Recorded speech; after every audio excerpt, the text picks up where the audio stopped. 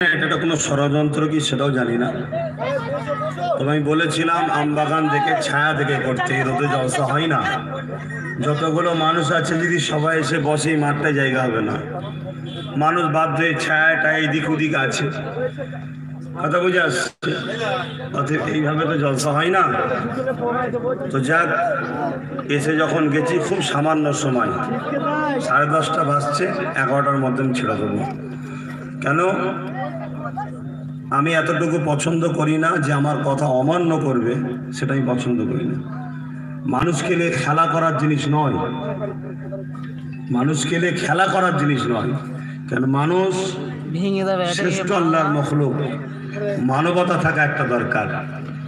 এত সুন্দর বাগান রয়েছে, বাগানে জলসা করতে পারে, এখানে না হয় অন্য জায়গায় করবে। বাগানে সব মোটরসাইকেল লাগছে আর মানুষগুলো কি এখানে রেখেছে। তো যাক, 8টা ঘন্টা আপনারা কষ্ট করেন, 8 ঘন্টার মধ্যে আমি দোয়া করব। আউযু বিল্লাহি মিনাশ শাইতানির রাজীম। বিসমিল্লাহির রহমানির রহিম। আলহামদুলিল্লাহ নাহমাদুহু ওয়া নুসাল্লি আলা রাসূলিহিল কারীম। أما بعد فيا أيها الحاضرون رحمكم الله. قال الله تعالى في كلام المجيد والفرقان الحميد: إن الله وملائكته يصلون على النبي يا أيها الذين آمنوا صلوا عليه وسلموا تسليما. اللهم صل على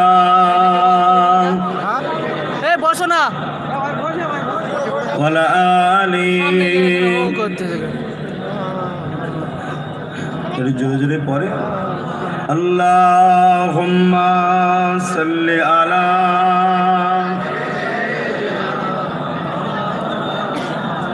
ওয়ালা আলি সাইয়্যিদিনা।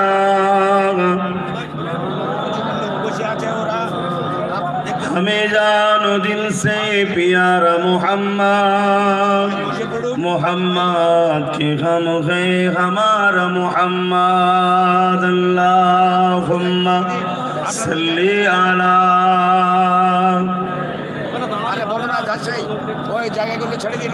वला आलि सय्यिदिना शादाए मासूमी लब्बई लब्बई। जहाँ उम्मतों ने पुकारा मोहम्मद, अल्लाहुम्मा सल्ली अला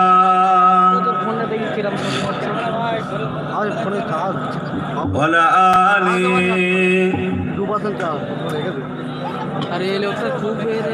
وقال النبي صلى الله عليه وسلم: من أحب لله وأبغض لله وعاد لله ومنع لله فقد استكمل الإيمان. আমার আব্বা, আমার ভাইরা, আমার আম্মা, আমার বোনেরা, আমরা যাই করি নাই করি শুধুমাত্র আল্লাহকে খুশি করার জন্য করব, ঠিক না বেঠিক?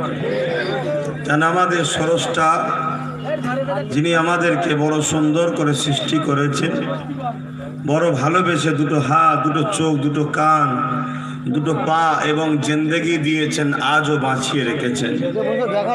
আমরা যা কিছু করব আল্লাহকে খুশি করার জন্য করব। যদি আল্লাহকে খুশি করার জন্য আমরা করি, তাহলে দুনিয়াতেও আমরা কামিয়াব হব, আখিরাতেও আমরা কামিয়াব হব। জোরে বলুন সুবহানাল্লাহ। এবারে আমরা কি করলে আল্লাহ খুশি, কি করলে আল্লাহ খুশি নয়, এর জন্য আল্লাহ পাক যুগে যুগে তিনার পক্ষ থেকে নবী রাসূল পাঠিয়েছে।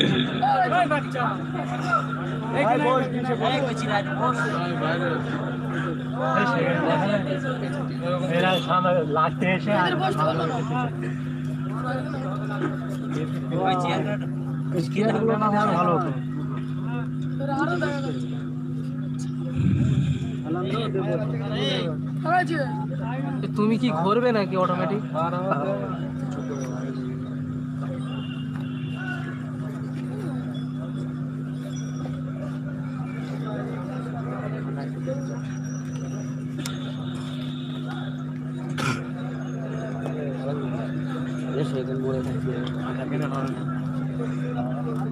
দেখো ভাই, এটা ধরা ফেসটা ভাঙা আমি কি আর ধরবো? বড় স্টাইল তো হয় না, হবে না, ওপরতে উঠতে হবে এরকম দেখুন, এখানে দেখা হবে। আমি আপনাদেরকে ভালোবাসি, আমার কোনো স্বার্থে নয়, আমি কারও মুখাপেক্ষী নয়, আমি খুব জেদি ছেলে, আমি লাভ লসের কখনো অঙ্ক করি না। আমি শুধু এতটুকু বুঝি আমার আল্লাহ খুশি কিনা, আমার রসুল খুশি কিনা, এটাই বুঝি। অতএব রোজ বড় পেরেশান নিয়ে ছুটে বেড়াই, অতএব ভদ্র ব্যবহারটা রাখুন, হই হই করেন না। কেন আমি যা জানি আপনারা তা জানেন না। আপনারা যদি জানতেন তাহলে আপনারা এত গাফিল হয়ে থাকতেন না। মৃত্যু আলাদা জিনিস, মৃত্যু সবার হবে, আর অপমানিত হওয়া আলাদা জিনিস, জুলুমের শিকার হওয়া আলাদা জিনিস। আপনাদের মৃত্যু হবে না, একদিন যেদিন ডেট আছে সেদিন তো হবে, কিন্তু মৃত্যু হওয়ার আগে যে আপনাদের ঘরে কত জ্বলতে হবে এটা আপনারা জানেন না। কিভাবে দুনিয়ার জালিম আর মুনাফিকরা আপনাদের ঘরে ঘিরে ফেলেছে আপনারা জানেন না। লিবিয়ায়, মিশরে, চেচনিয়াতে, বসনিয়াতে, ইরাকে, মিশরে, আফগানে, কাবুলে, তাম দুনিয়ার যেদিকেই তাকাবেন একটা কুকুরের দাম আছে তো মুসলমানের দাম নাই। অর্থাৎ এত অপমান করছে, একটা কুকুরকে মানুষ ভালোবেসে ঘরে নিয়ে যায়, কিন্তু এই সমাজকে মানুষ যেখানে পাচ্ছে সেখানে হত্যা করছে, মারছে, মা বেটিদেরকে রেপ করছে, ছোট্ট ছোট্ট বাচ্চা। এই পেপার তো পড়েন না মনে হয়, সকালে ওঠেন কি করে? সকালে উঠে হয়তো জমিতে যান, চাষবাস করেন, কি ক্লাবে যান বা পাড়ার মাচানে বসে আড্ডা দেন, একটু দুনিয়ার খবর রাখবেন যে কি হচ্ছে দুনিয়াতে। তো সেই জায়গায় বাংলার মুসলমান আপনাদের সঙ্গে আমাদের একটা আত্মীয়তা আছে, যে আত্মীয়টা রক্তের আত্মীয় থেকেও গভীর, সেটা হলো ইমানি আত্মীয়। জোরে বলুন সুবহানাল্লাহ। এই ইমানি আত্মীয়তে দেখেন, আমি নিজেও চাইতে পারছি না রোদের তাপেতে, আর আপনারা রোদে বসে আছেন, আপনাদের কষ্ট হচ্ছে না? আপনাদের কষ্ট ঠিক আছে,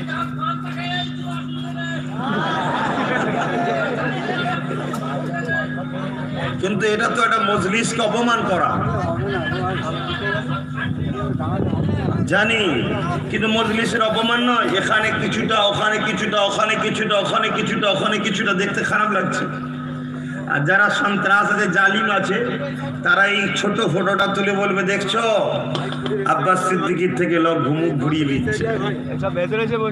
সমাজের তিন শ্রেণীর মানুষ আছে, এক শ্রেণী অন্ধবিশ্বাস করে, আর এক শ্রেণী যেদিকে স্রোত যায় সেদিকে থাকে। কথা বুঝছেন না? আর এক জিনিস কিন্তু সমাজ আছে যারা কিন্তু বুঝে সুঝে পা ফেলে। দুই সমাজের মানুষ কিন্তু আমার দিকে চলে এসেছে, এক অন্ধবিশ্বাসী আর এক বুঝেছে, বুঝেও দেখছে না আব্বাস সিদ্দিকী ঠিক করছে, কিন্তু যে কোনো স্রোতে ভেসে আসে ওইগুলো যখনই এই মেসেজটা পাবে তখনই কিন্তু তারা আটকে যাবে। এটা তোমাকে চক্রান্ত করে ফাঁসানো হলো। আমি তো মৌলানা সাহেবকে বার বলেছি ছায়া দেখে জলসা করবো, কিন্তু আমার নিজেকে চাইতে কষ্ট হচ্ছে, কি অর্থ করবো?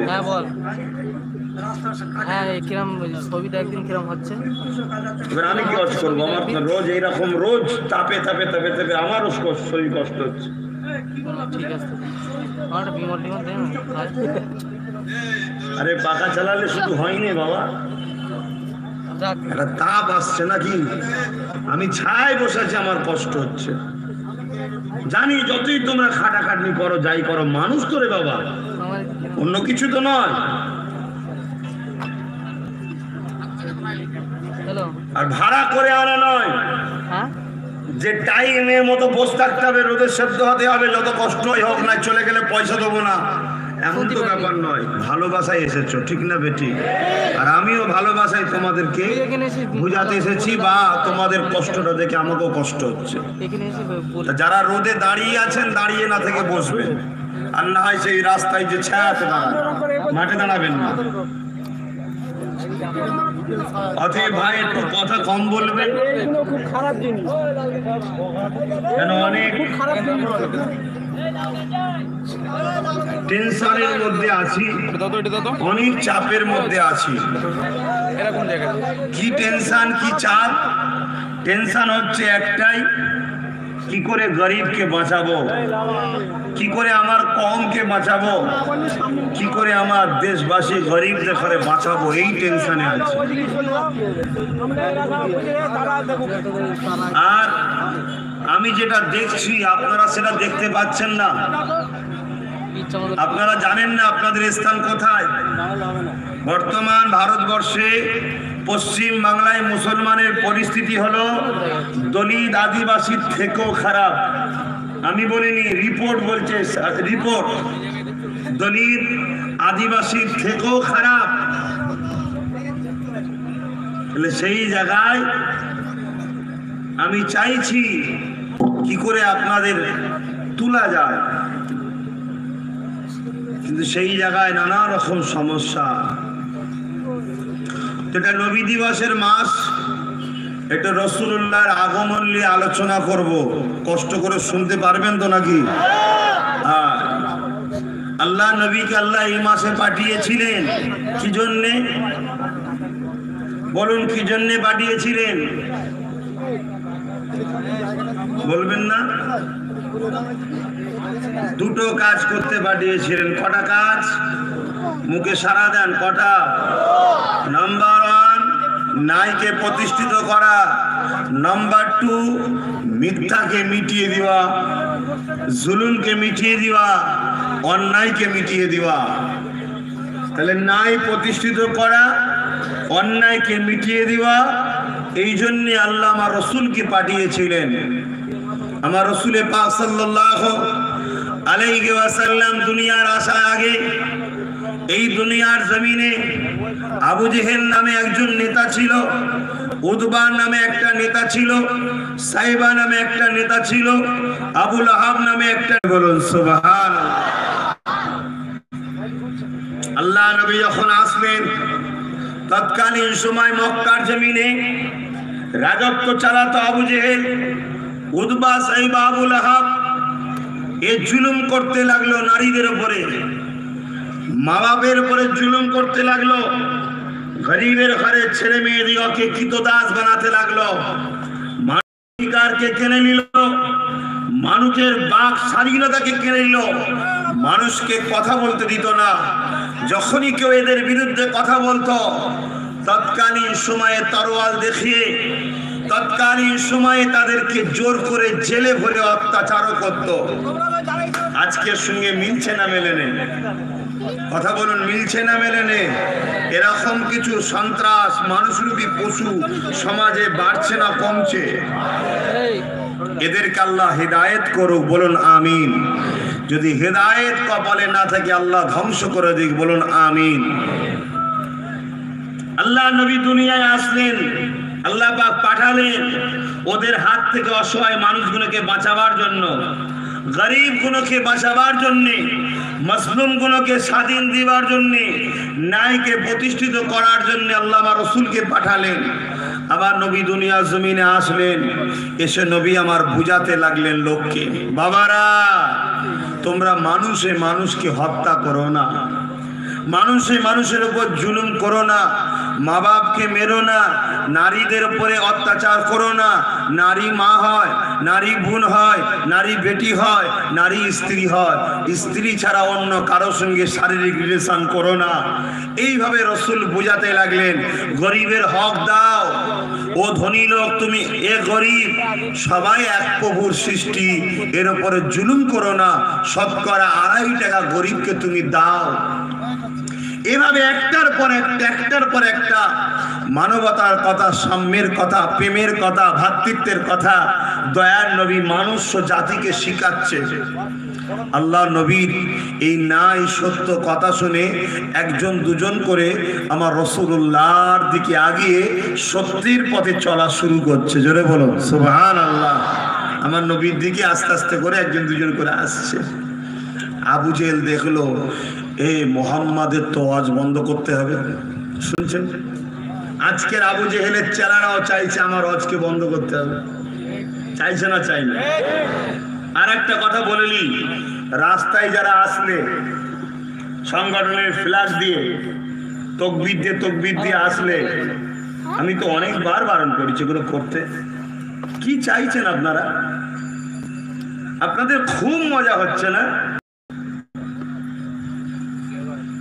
যদি আপনি গার্জেন হতেন না, এই জায়গায় যদি আপনি বুঝতে পারতেন, তাহলে আপনি বুঝতেন, বসতে পারতেন, বুঝতেন যে আপনি কত আল্লাহর রাস্তায় ভিক্ষা চাইছে। একটু শোনেন, হাত পেতে ভিক্ষা চাইছি, লাফালাফি করেন নে, চুপচাপ থাকেন। আমি বারবার বলেছি, যখন জলসায় যাবেন এলাকা থেকে বেরোবেন, যে এলাকায় যাব ওই পঞ্চায়েত ছাড়া অন্য জায়গার লোকের যাবার দরকার নেই।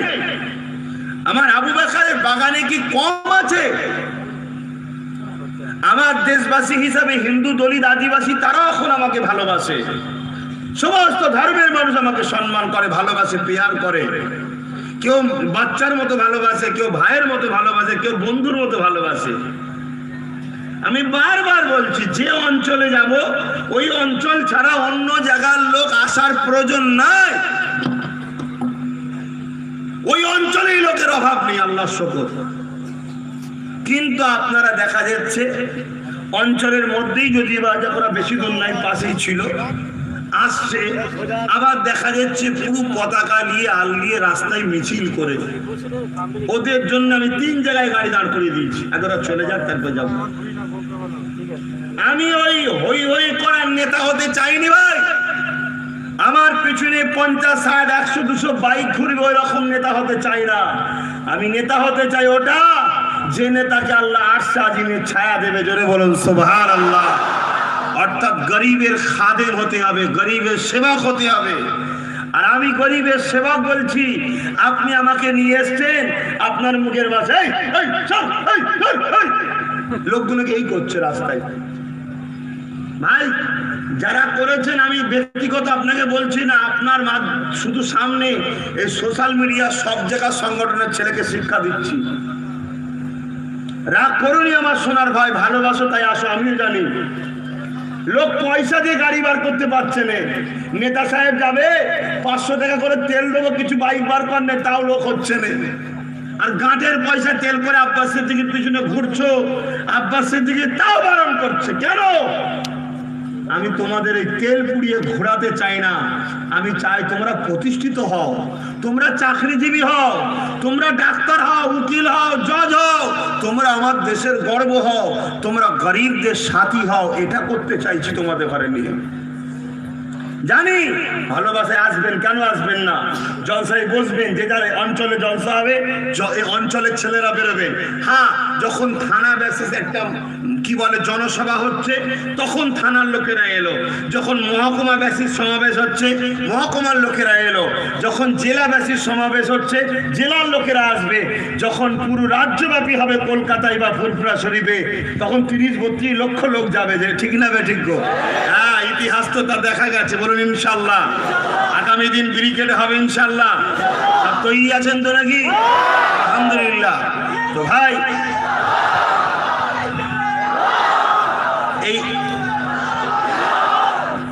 এই রোধ হওয়ার পিছনেও কিছু কারণ হতে পারে। A group, B group, C group আল্লাহ ভাগ করে দিচ্ছে হয়তো।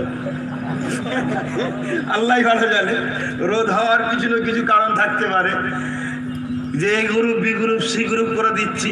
কেন তোমরাও তো ছায়াতে গিয়ে বসতে পারতে, কি গ্রুপ ভাগ হয়ে যাচ্ছে হয়তো না। তো ভাই আমার কথা খারাপ নেবেন না, আমি ভালোবাসি, আমি তো হাসি ফুর্তিতে থাকতে পছন্দ করি, কেন মন খারাপ করে থাকবো? আল্লাহ রহমান রহিম তিনি, আর মোহাম্মদ রসুল আমাদের নেতা, তিনিও রহমত লিল আলামিন। জোরে বলুন সুবহানাল্লাহ। আমার মন খারাপ কেন করব? আমরা চোর নয়, ডাকাত নয়, আমরা আমফানের টাকা ঝেড়ে খাইনি, আমরা গরিবের 100 দিনের টাকা ঝেড়ে খাইনি, আমরা চাকরির নামে 5 লাখ 10 লাখ করে প্রতারণা করিনি। আমরা করেছি নাকি? আমাদের তো জাহান্নামে যাওয়ার ব্যাপার নেই, তাহলে আমাদের তো টেনশন কিসের? যারা হারাম খেয়েছে তারা চিন্তা করবে কবরে গেলে 93টা সাপ পাবে, কিয়ামতের বিচার আগে পর্যন্ত দংশন করবে, আর কিয়ামতের দিন বিচার যখন হবে হকুন নাস, এ বান্দা তুই ওর হক মেরেছিস, তোর নেকিগুলো ওর ঘাড়ে দে আর ওর গুনাহগুলো তোর ঘাড়ে দে, যা জাহান্নামে যা। টেনশন তো তাদের, আমাদের কিসের টেনশন? হ্যাঁ, আমরা নামাজ কাজা করে ফেলেছি, রোজা কাজা করে ফেলেছি, দাড়ি ঠিকভাবে রাখতে পারিনি, প্যান্ট শার্ট পরে ঘুরি, মাঝে মাঝে সিনেমা দেখে ফেলেছি, একটু একটু করে এইদিকে পার্কে ফার্কে যে বসে একটু গল্প করে ফেলেছি। হ্যাঁ, অন্যায় করেছি, কিন্তু এটা আল্লাহর কাছে করেছি। আল্লাহ বলেছে বান্দা আমার কাছে কেউ যদি অন্যায় করে আমি আল্লাহ তাকে মাফ করে দেবো। জোরে বলুন সুবহানাল্লাহ। কিন্তু আমার বান্দার উপরে কেউ জুলুম করে, গরিবের সম্পদ কেউ লোটে, গরিবের ইন্দিরা আবাসনে 1,40,000 দিয়েছে, 80,000 মেরেছে, ছেড়ে দিয়েছে 60,000, এর মাপ নাই। ওটা করেছেন নাকি আপনারা? করেছে। যদি কেউ থেকে থাকেন এরপরও এখন যদি ঘুম ভাঙে, আপনাকে আল্লাহর রাস্তে ভাই বলে বুঝাচ্ছি, আপনি একা যেতে লজ্জা লাগে আমাকে বলবেন, আমি মৌলানা সাহেবকে পাঠাবো, চুপি চুপি বাড়িওয়ালার বাড়িতে গিয়ে ক্ষমা চেয়ে নেবেন, আর মৌলানা সাহেব তাকে বুঝিয়ে বলে দেবে যে ভুল হয়ে গেছে, আল্লাহর রাস্তায় ক্ষমা করে দাও, দ্বিতীয়বার আর করবে না। কি বলছেন না, বোঝেন না? খবরদার পরের জিনিস খাবেন না, পরের জিনিস মারবেন না। তা আমি কি কথা বলছিলাম, বলতে গিয়ে দিয়ে চলে গেলাম। তাহলে আমি আশা রাখতে পারি আগামী দিন আমার ভাইয়েরা এইভাবে রাস্তায় হুড়োহুড়ি করবে না, সবাই প্রচার করবে, জলসায় যাবে, নিজের মতো করে চলে যাবে। কথা বুঝে আসছে? নিজের মতো করে চলে যাবে, নিজের মতো করে ঘরে ফিরবে। রাস্তায় হুড়োহুড়ি করো না। এমনি তোমাদের ঘরে দেখে একদল লোকের এমনি পিপি, সুগার, হার্ট অ্যাটাক সমস্ত রোগ বেড়ে যাচ্ছে। আবার তোমরা যদি এটা করো তাহলে ও তো হার্ট অ্যাটাক হয়ে যাবে। কথা বুঝে আসছে না? আর তোমরা এই ভিড় করছো বলে আমাকে ফোন করছে, ভাইজান আপনি এখন জলসায় যাবেন না। কেন না এই কদিন জলসায় যাবেন না? কেন না আপনি জলসা গেলে ভিড় হয়, সমস্যা হচ্ছে। এই কথা শুনছেন না? তোদের জন্য তোমার জলসা বন্ধ হয়ে যাবে রে, আর আমার জলসা বন্ধ হয়ে গেলে খাবো কি? হ্যাঁ, আব্বাস সিদ্দিকী খাবার জন্য জলসা করে না, আব্বাস সিদ্দিকী জলসা করে আল্লাহর সৃষ্টিকে ন্যায়ের পক্ষে, সত্যের পক্ষে, শান্তির পক্ষে, মানবতার পক্ষে রাস্তা দেখাবার জন্যে, আল্লাহকে খুশি করার জন্য ওয়াজ করে। জোরে বলুন সুবহানাল্লাহ। কারণ আল্লাহ নবী জানিয়ে দিলেন, من أحب لله وأبغض لله وعاتى لله ومنع لله فقد استكمل الإيمان। বন্ধুত্ব আল্লাহর জন্যে, আত্মীয়তা আল্লাহর জন্যে, দুশ্মনী আল্লাহর জন্যে, সম্পর্ক বিচ্ছেদ আল্লাহর জন্যে, সব কিছুই আল্লাহর জন্যে করতে হবে, তবেই তুমি কামিয়াবি হবে। মাকে ভালোবাসবে, আল্লাহর জন্যে ভালোবাসো। আব্বাকে ভালোবাসবে, আল্লাহর জন্যে ভালোবাসো। নিজের মেয়েকে ভালোবাসবে, আল্লাহর জন্যে ভালোবাসো। বাচ্চাকে ভালোবাসবে, আল্লাহর জন্যে ভালোবাসো। এ দুনিয়া মানুষেরা স্বামীকে ভালোবাসবে, আল্লাহর জন্যে ভালোবাসো। স্ত্রীকে ভালোবাসবে, আল্লাহর জন্যে ভালোবাসো। দুনিয়ার রাজনীতির নেতাকে ভালোবাসবে, আল্লাহর জন্যে ভালোবাসো। গরিবকে ভালোবাসবে, আল্লাহর জন্যে ভালোবাসো। হিন্দুকে ভালোবাসবে, আল্লাহর সৃষ্টিতে আল্লাহর জন্যে ভালোবাসো। দলিতদেরকে ভালোবাসবে, আল্লাহর জন্য ভালোবাসো। আদিবাসীদেরকে ভালোবাসবে, সৃষ্টিকর্তা সৃষ্টিকে ভালোবাসবে, আল্লাহর জন্য ভালোবাসো। দেশকে ভালোবাসবে, আল্লাহর জন্য ভালোবাসো। এ দুনিয়া মানুষেরা ব্যবসাকে ভালোবাসবে, আল্লাহর জন্য ভালোবাসো। এক কথাই তোমার জীবনের প্রত্যেকটা লক্ষ্য হবে তোমার স্রষ্টার জন্য, যিনি তোমাকে দুটো হাত দিয়েছে, দুটো পা দিয়েছে, দুটো চোখ দিয়েছে, দুটো কান দিয়েছে, যিনি জাবানে আমাকে কথা দিয়েছে, আপনাকে কথা দিয়েছে। এই জাবানে যখনই কিছু বলবে রে আল্লাহর জন্য বলবে, আল্লাহকে খুশি করার জন্য বলবে। কথা বলার আগে ভেবে নেবে যে কথাটা বলছি এই কথাটা বললে আল্লাহ খুশি হবে না নারাজ হবে। যদি আল্লাহ নারাজ হয় আল্লাহ দিয়া জাবান নিয়ে কথা বলবে না, আর আমার আল্লাহ যদি খুশি হয়ে যায় ওই রকম কথা বলবে। এই যুবকেরা, তরুণেরা, আব্বারা, তবেই তুমি দুনিয়া আখিরাতে কামিয়াব হবে। সব কিছু আল্লাহর জন্য। সৃষ্টিকর্তা তোমায় সৃষ্টি করলো, তার ছাড়া অন্য কারো তুমি হতে পারো নাকি ভাই? সব তার জন্য। সেই আল্লাহ আমাদের ঘরে মানুষ জাতিকে সৃষ্টি করেছেন সত্য, শান্তি, মুক্তি, মানবতার রাস্তা দেখাবেন বলে হযরত প্রফেট মুহাম্মদ সাল্লাল্লাহু আলাইহি ওয়াসাল্লামকে পাঠালেন। আমি চোখ খুলতে পারছি না, চোখ বন্ধ রাখতে হচ্ছে। আপনারা কি করে চেয়ে আছেন? আমরা ঠিক আছে। হ্যাঁ,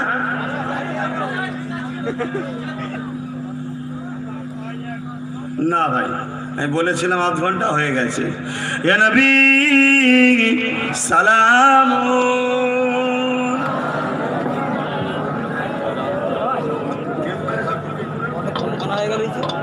হ্যাঁ 27 মিনিট হয়ে গেছে।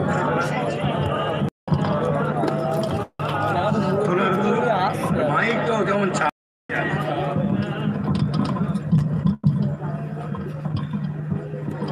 মাঝে মাঝে আবার মেঘলাও হচ্ছে।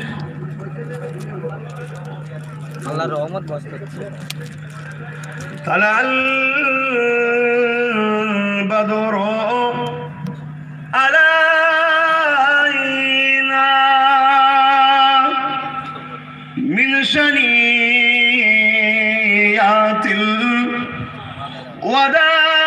ওয়াদাই ওয়াজাবা শুকরু আলাইনা মাদালা লিল্লাহ আহিদাই। ইয়া নবী সালাম।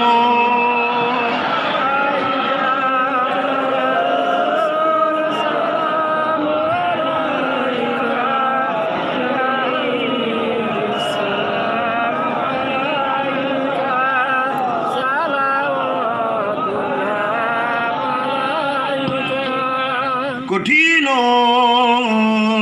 আসো ওরের দিনে কি আছে মোদের এ কপালে, গুনাহগার উম্মাহ আতো আপনার লইবেন সঙ্গে এ মাহশরে। ইয়া নবী সালাম।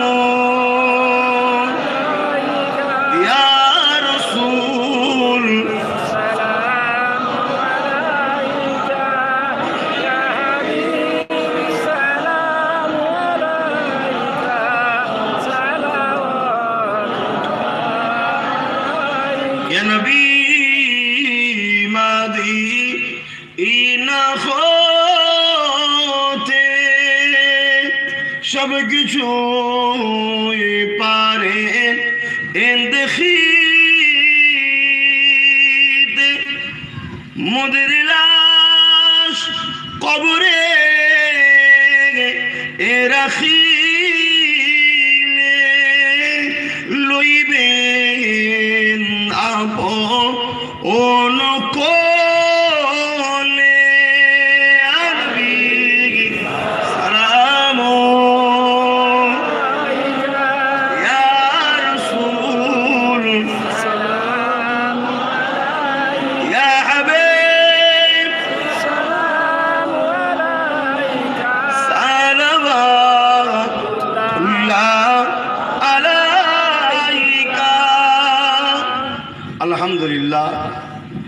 আমার মোজাদ্দেদ জামান দাদা হুজুর ও 5 হুজুরের স্মরণে দোয়ার মাহফিল।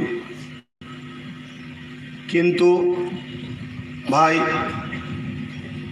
আপনারা হয়তো বলছেন ঠিকই, কিন্তু পরিস্থিতিকে সামনে রেখে এই রোদে এইভাবে মানুষকে বসে রাখা সম্ভব নয়। কেন আমি কয়েকটা জায়গায় গেছি, দেখেছি মানুষ ফিট হয়ে যাচ্ছে গরমে, তথাপিও সরছে না। কিন্তু বলুন আলহামদুলিল্লাহ। ভাড়া দিয়েও আনা নয় রে বাবা, এ প্রেম। তবে ইতিহাসে আমিও দেখেছি একটা জায়গায় আল্লামা নিয়ে গিয়েছিলেন, যে জায়গাটার নাম হলো মিনা থেকে যখন মুজদালিফায় যাওয়া হয় এবং পুনরায় যখন আরাফাতের ময়দান, আরাফাত থেকে মুজদালিফা হয়ে মিনাতে যখন ফিরে আসা হয়, মিনা থেকে আরাফাত যাওয়া হয়, আরাফাত থেকে মুজদালিফা, মুজদালিফা থেকে যখন ফিরে আসা হয় মিনাতে, আমি চোখের সামনে দেখেছি মানুষ গরমে চোটে এনে বসে পড়ছে, কাঁপতে কাঁপতে মারা যাচ্ছে। তথাপিও মানুষ ভয় বলে কিছু নেই। লব্বাইক আল্লাহুম্মা লব্বাইক লব্বাইক লা শারীকা লাক লব্বাইক ইন্নাল হামদা ওয়ান নি'মাতা লাকা ওয়াল মুলক লা শারীকা লাক লব্বাইক। প্রেম, সৃষ্টিকর্তার প্রেম জীবনকে তারা উৎসর্গ করে দিচ্ছে। আল্লাহ আমাকেও নিয়ে গিয়েছিলেন। এ তো ঠান্ডা, যারা সৌদি আরবে গেছে তেনাদেরকে জিজ্ঞেস করবেন, সেখানকার রোদের জায়গায় এটা তো ঠান্ডা, এত গরম, তথাপিও মানুষ দিবানা হয়ে পাগলের মতো ছুটছে। তবে আমার আল্লাহ কোরআনে বলছে কষ্ট ও ধৈর্যের পরেই শান্তি পাওয়া যায়। জোরে বলুন সুবহানাল্লাহ। একটু কষ্ট ধৈর্য ধরতে হবে, কিন্তু আমি আপনাদেরকে বাড়াবো না। একটু দোয়া চাওয়া হবে, সকলে বসে যান, দোয়া চাওয়া হবে।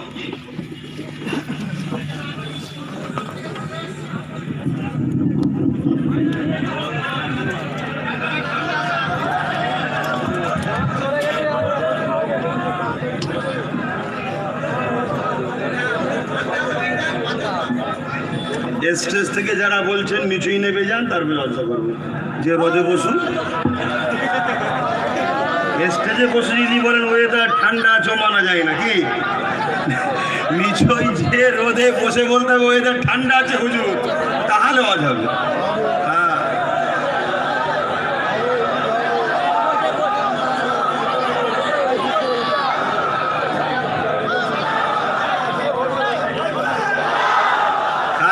বলছেন জলসা হবে, হাত তুলে দেখান, কথা দিচ্ছেন। যতক্ষণ করবো থাকতে হবে, রোদ হোক, পানি হোক, ঝড় হোক, তুফান হোক, থাকবেন। হাত তোলে লম্বা করে, কারা কারা আওয়াজ করতে বলছেন দেখি। আলহামদুলিল্লাহ। আপনার যে কোনো ছায়াতে হাত তুলেছেন, মাঠে আসেন। যে কোনো ছায়াতে হাত তুলেছেন, মাঠে আসেন। ছায়ায় দাঁড়িয়ে হাত তুললে হবে, রাস্তা থেকে নেমে আসো, মাঠে বসো, ছায়াতে হাত তুলে দাঁড়িয়ে থাকলে হবে। চট পিছো, জলসা কমিটি চট পিছো বাবা। দাদা হুজুর 5 হুজুরের স্মরণে জলসা করেছে, একটু দাদা হুজুর 5 হুজুরলে বলি নাকি গো, একটু দাদা হুজুর 5 হুজুরলে বলি। গাড়ি থেকে আমার কাগজগুলো নিয়ে আসো, তথ্যগুলো। আল্লাহ পাক যুগে যুগে নবী পাঠায় মানুষকে শান্তির রাস্তা দেখাবার জন্য, শান্তিকে প্রতিষ্ঠিত করা আর অন্যায়কে মিটিয়ে দেওয়া, এটা নবীদের কাজ। জোরে বলুন সুবহানাল্লাহ। আল্লাহ নবী দুনিয়া জমিনে আসলেন, নবী আবার এসে মানুষকে বোঝাতে লাগলেন, বাবারা নারীদের উপরে অত্যাচার করিস না রে বাবা, গরিবদের হক কোনোকে মেরে নিস না রে বাবা, গরিবদেরকে লুটে নিস না রে বাবা, গরিবদের অধিকারকে দিয়ে দে রে বাবা। আল্লাহ নবী ভাবে যখন প্রচার করতে লাগলো, একটা দুটো তিনটে চারটে পাঁচটা করে গরিব মুসলিম মানুষগুলো আল্লাহ নবী কাতারে দলে দলে যেতে লাগলো, নিজেদেরকে সেফটির জন্য, বাঁচার জন্য, সত্যকে প্রচার করার জন্য এবং শান্তি ও সত্যের দিকে আল্লাহ নবীর হাতে হাত দিয়ে নবী পাকের দিকে দলে দলে মানুষ আগাতে লাগলো। এই যুবকেরা আল্লাহ নবীর দিকে যখন মানুষ আগাতে লাগলো, তৎকালীন সময় নেতা ছিল আবু জেহেল উতবা সাইবা। তারা দেখলো মুহাম্মাদের দিকে লোক বেড়ে যাচ্ছে, মুহাম্মদ যা বলে সত্য বলে, মুহাম্মাদের দিকে লোক যদি বেড়ে যায় আমার দুর্নীতি রাজত্ব চলে যাবে, মুহাম্মাদের দিকে লোক যদি বেড়ে যায় নারীদের উপরে জুলুম করা বন্ধ হয়ে যাবে, মুহাম্মাদের দিকে লোক যদি বেড়ে যায় মায়েদের উপরে যে অত্যাচার বন্ধ হয়ে যাবে, মুহাম্মাদের দিকে লোক যদি বেড়ে যায় আমাদের গুন্ডাগিরি দাদাগিরি বেড়ে বন্ধ হয়ে যাবে, মুহাম্মাদের দিকে যদি লোক বেড়ে যায় আমরা যে গরিবদের ঘরে কৃতদাস বানিয়ে রেখেছি এই কৃতদাস প্রথাটা বন্ধ হয়ে যাবে। তাই তারা দলে দলে দলে দলে আমার রাসূলুল্লাহ দিকে যারা ঢুকতে লাগলো তাদের বাড়ি বাড়ি বাড়ি বাড়ি বাড়ি বাড়ি গিয়ে গেল, গিয়ে হুমকি দিতে লাগলো, খবরদার মুহাম্মাদের কাছে মিশবি না, মুহাম্মাদের দিকে যাবি না, মুহাম্মাদের কথা শুনবি না।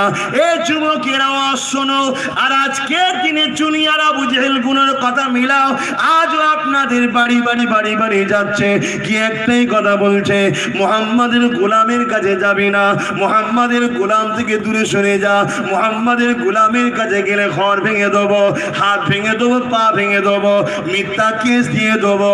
এ যুবকেরা তরুণীরা আব্বারা আল্লাহ নবীর দিকে তৎকালীন সময় যারা এসেছিল তখনকার জালিম নেতারা একই কথা বলেছিল, আর মুহাম্মাদের কাছে গেলে অত্যাচার জুলুম করব। কত জুলুম অত্যাচার করেছিল, তারা নিজেদের জানকে দিয়ে দিয়েছে, তথাপি সত্য শান্তি দেখানোর মার রাস্তা আমার রাসূলুল্লাহকে তৎকালীন সাহাবারা ছেড়ে দেয়নি।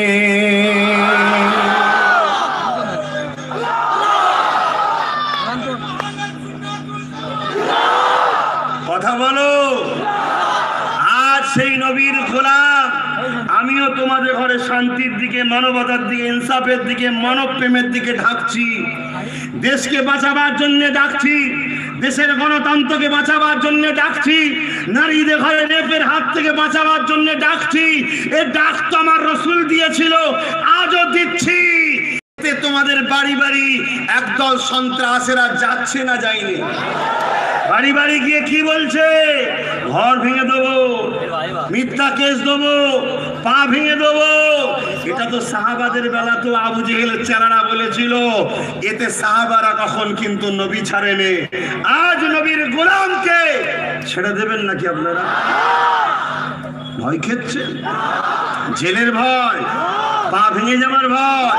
আরে তোমার তকদিরে যদি জেল খাটা লিখা থাকে, তুমি যত সুফি সাহেব হয়ে বসে থাকো না কেন, যতই নেতার পিছু পিছু ঘোরো না কেন, ভারতের প্রধানমন্ত্রী জেল খেটেছে জানেন না? তোমার কপালেও জেল হবে। আর তোমার যদি কপালে লিখা না থাকে, যত বড় জালিম আসুক না কেন, আমার আল্লাহ ওকে ধ্বংস করে দিয়ে তোমাকে ঠিক বাঁচিয়ে দেবে। জোরে বলুন সুবহানাল্লাহ। আমার নবী অন্যায়ের দিকে ছিলেন না ন্যায়ের দিকে? আপনারা অন্যায়ের দিকে দেখবেন না ন্যায়ের দিকে? আজ এই জলসা হওয়ালি ইখতিলাফ ১৫০০ বছর আগে আমার রাসূলুল্লাহ যখন হজ করতেন, আবু জেহেল উতবা সাইবা আমার নবীর জলসাকে বন্ধ করে দিত। শুনে রেখে দাও, আজও আমাদের জলসাকে বন্ধ করছে একদল সন্ত্রাসরা, ঠিক না বেঠি? তখন তৎকালীন সময় তারা বন্ধ করেছিল কেন? আমার নবী ওই ওয়াজের মাহফিল থেকে জালিমদের অত্যাচারের হাত থেকে মানুষকে বাঁচাতে চেয়েছিল। তাই জালিমরা দেখেছিল মুহাম্মাদের দিকে তো লোক চলে যাচ্ছে, আজকে ওয়াজ বন্ধ করছে কেন? মুহাম্মাদের গোলাম এই জালিম নেতাদের হাত থেকে মানুষকে বাঁচাবার চেষ্টা করছে, তাই এরাও দেখছে লোক তো চলে যাচ্ছে, তাই ওয়াজকে বন্ধ করে দাও। তৎকালীন সময় জালিম আর আজকের জালিমদের সঙ্গে এক মিলছে না, মেলে নেই।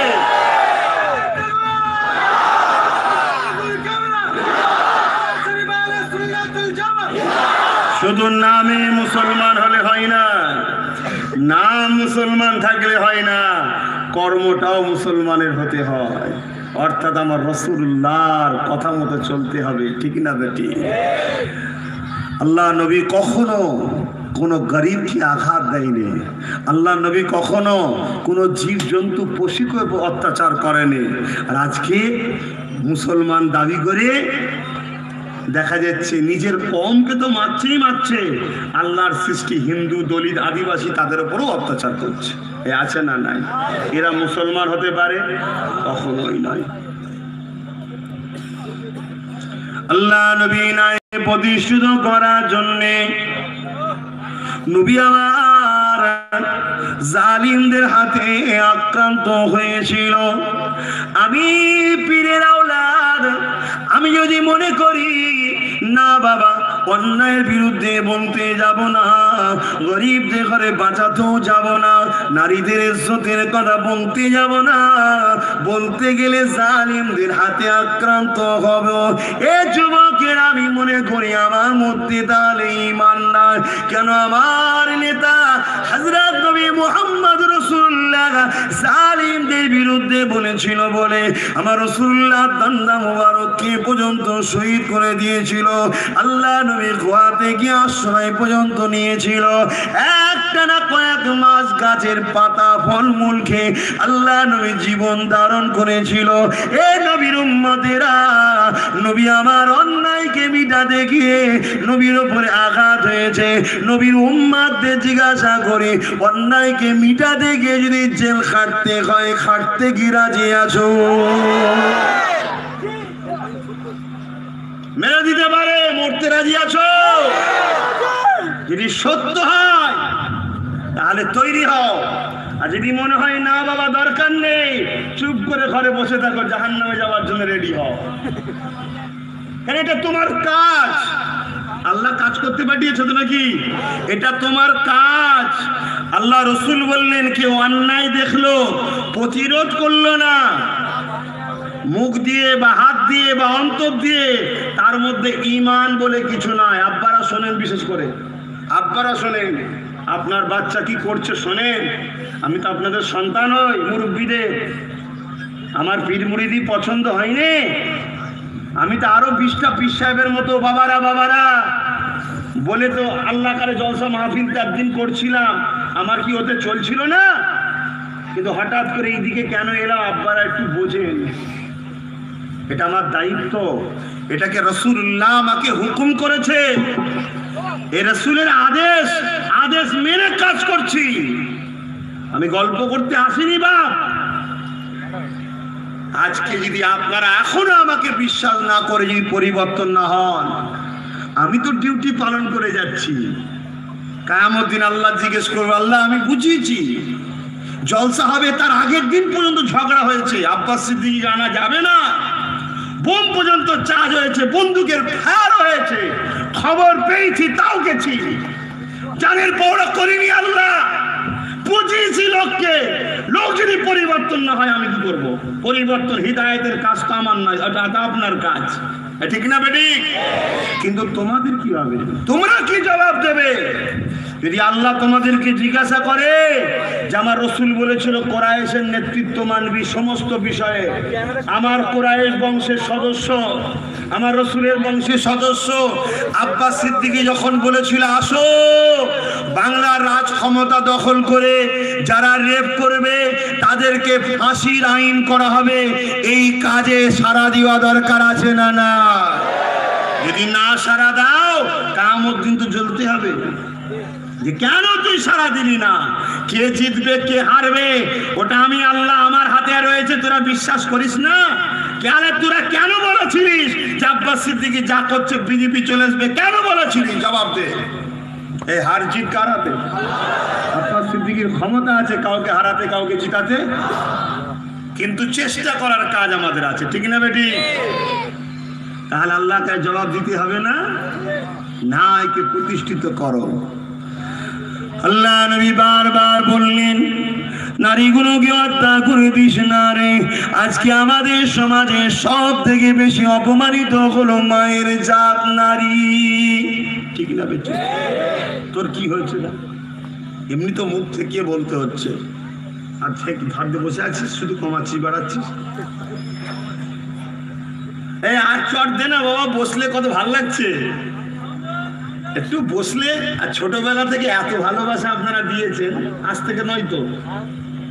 আজকে শুধু রাজনীতি করবো বলি যে ভালোবাসা নয়, তো আমি আগে থেকে ভালোবাসা পেয়েছি আপনাদের, ঠিক না বেটি? ছোটবেলা থেকে মানে জলসাই নাবার থেকে আপনাদের প্রেম পেয়েছি। আর এই 10 বছর ভালোবাসা পাওয়ার পরে এখন যদি ভালোবাসা না পাই তাহলে কষ্ট বেশি হয়তো। ছোটবেলা থেকে চর্চাপড় খেয়ে ছেলে মানুষ হয়েছে, মার ঘেঁচড়া টাইপের হয়ে গেছে। ও মারলেও কি যায় আসে না। ছোটবেলা থেকে আপনারা আদর দিয়েছেন, মমতা দিয়েছেন, ভালোবাসা দিয়েছেন। বাপেরা সন্তান মনে আপন করেছেন, মায়েরা সন্তান বলে প্রেম ভালোবাসা দিয়েছেন, আর ভাই বোনেরা ভাই বলে ভালোবাসা দিয়েছেন, ভাইজান ভাইজান ভাইজান করছেন। আর এসে যদি দেখি আপনি আম বাগানে, আপনি জাম বাগানে, আপনি নারকল তলায়, আপনি ছাদের মাথায়, আর মাঠ ফাঁকা থাকবে, একটু কষ্ট হবে না? হবে না? হ্যাঁ, আল্লাহর রহমতে একটু ছায়া আছে, মেঘলা মেঘলা হচ্ছে, আজকে আবহাওয়া বেশ ভালো, হাওয়াও চলছে, আল্লাহর খাস রহমত। তাহলে ঠিক না বেটি? একটু চটটট বিছিয়ে দেন, বসে পড়েন, কি করা যাবে, একটু বসে, একটু গায়ে লাগান রোদ। কিয়ামতের দিনটা বড় কঠিন হবে। আজকে দিনে এখানে বসে বসে বসে আল্লাহ পাকের কাছে মনে মনে আরজু করে, ও রব্বি আল্লাহ পাক, আহলে রাসূলের কথার মর্যাদা রাখলাম, নবিয়ানা মাহফিলের মর্যাদা রাখলাম, ইসলামী জলসার মর্যাদা রাখলাম, দাদা পীর পাক পীরের দুয়ার জলসার মর্যাদা রাখলাম। ও রব্বি আল্লাহ পাক, কাল কিয়ামতের ময়দানে আরশে আজিমে ছাটা দিয়ে দেবে। এ যুবকেরা, এই রৌদ্র তো রৌদ্র নয়, কাল কিয়ামতের ময়দানের তুলনায় ওই দিনটা এত গরম হবে, ওই দিনটা এত কঠিন হবে।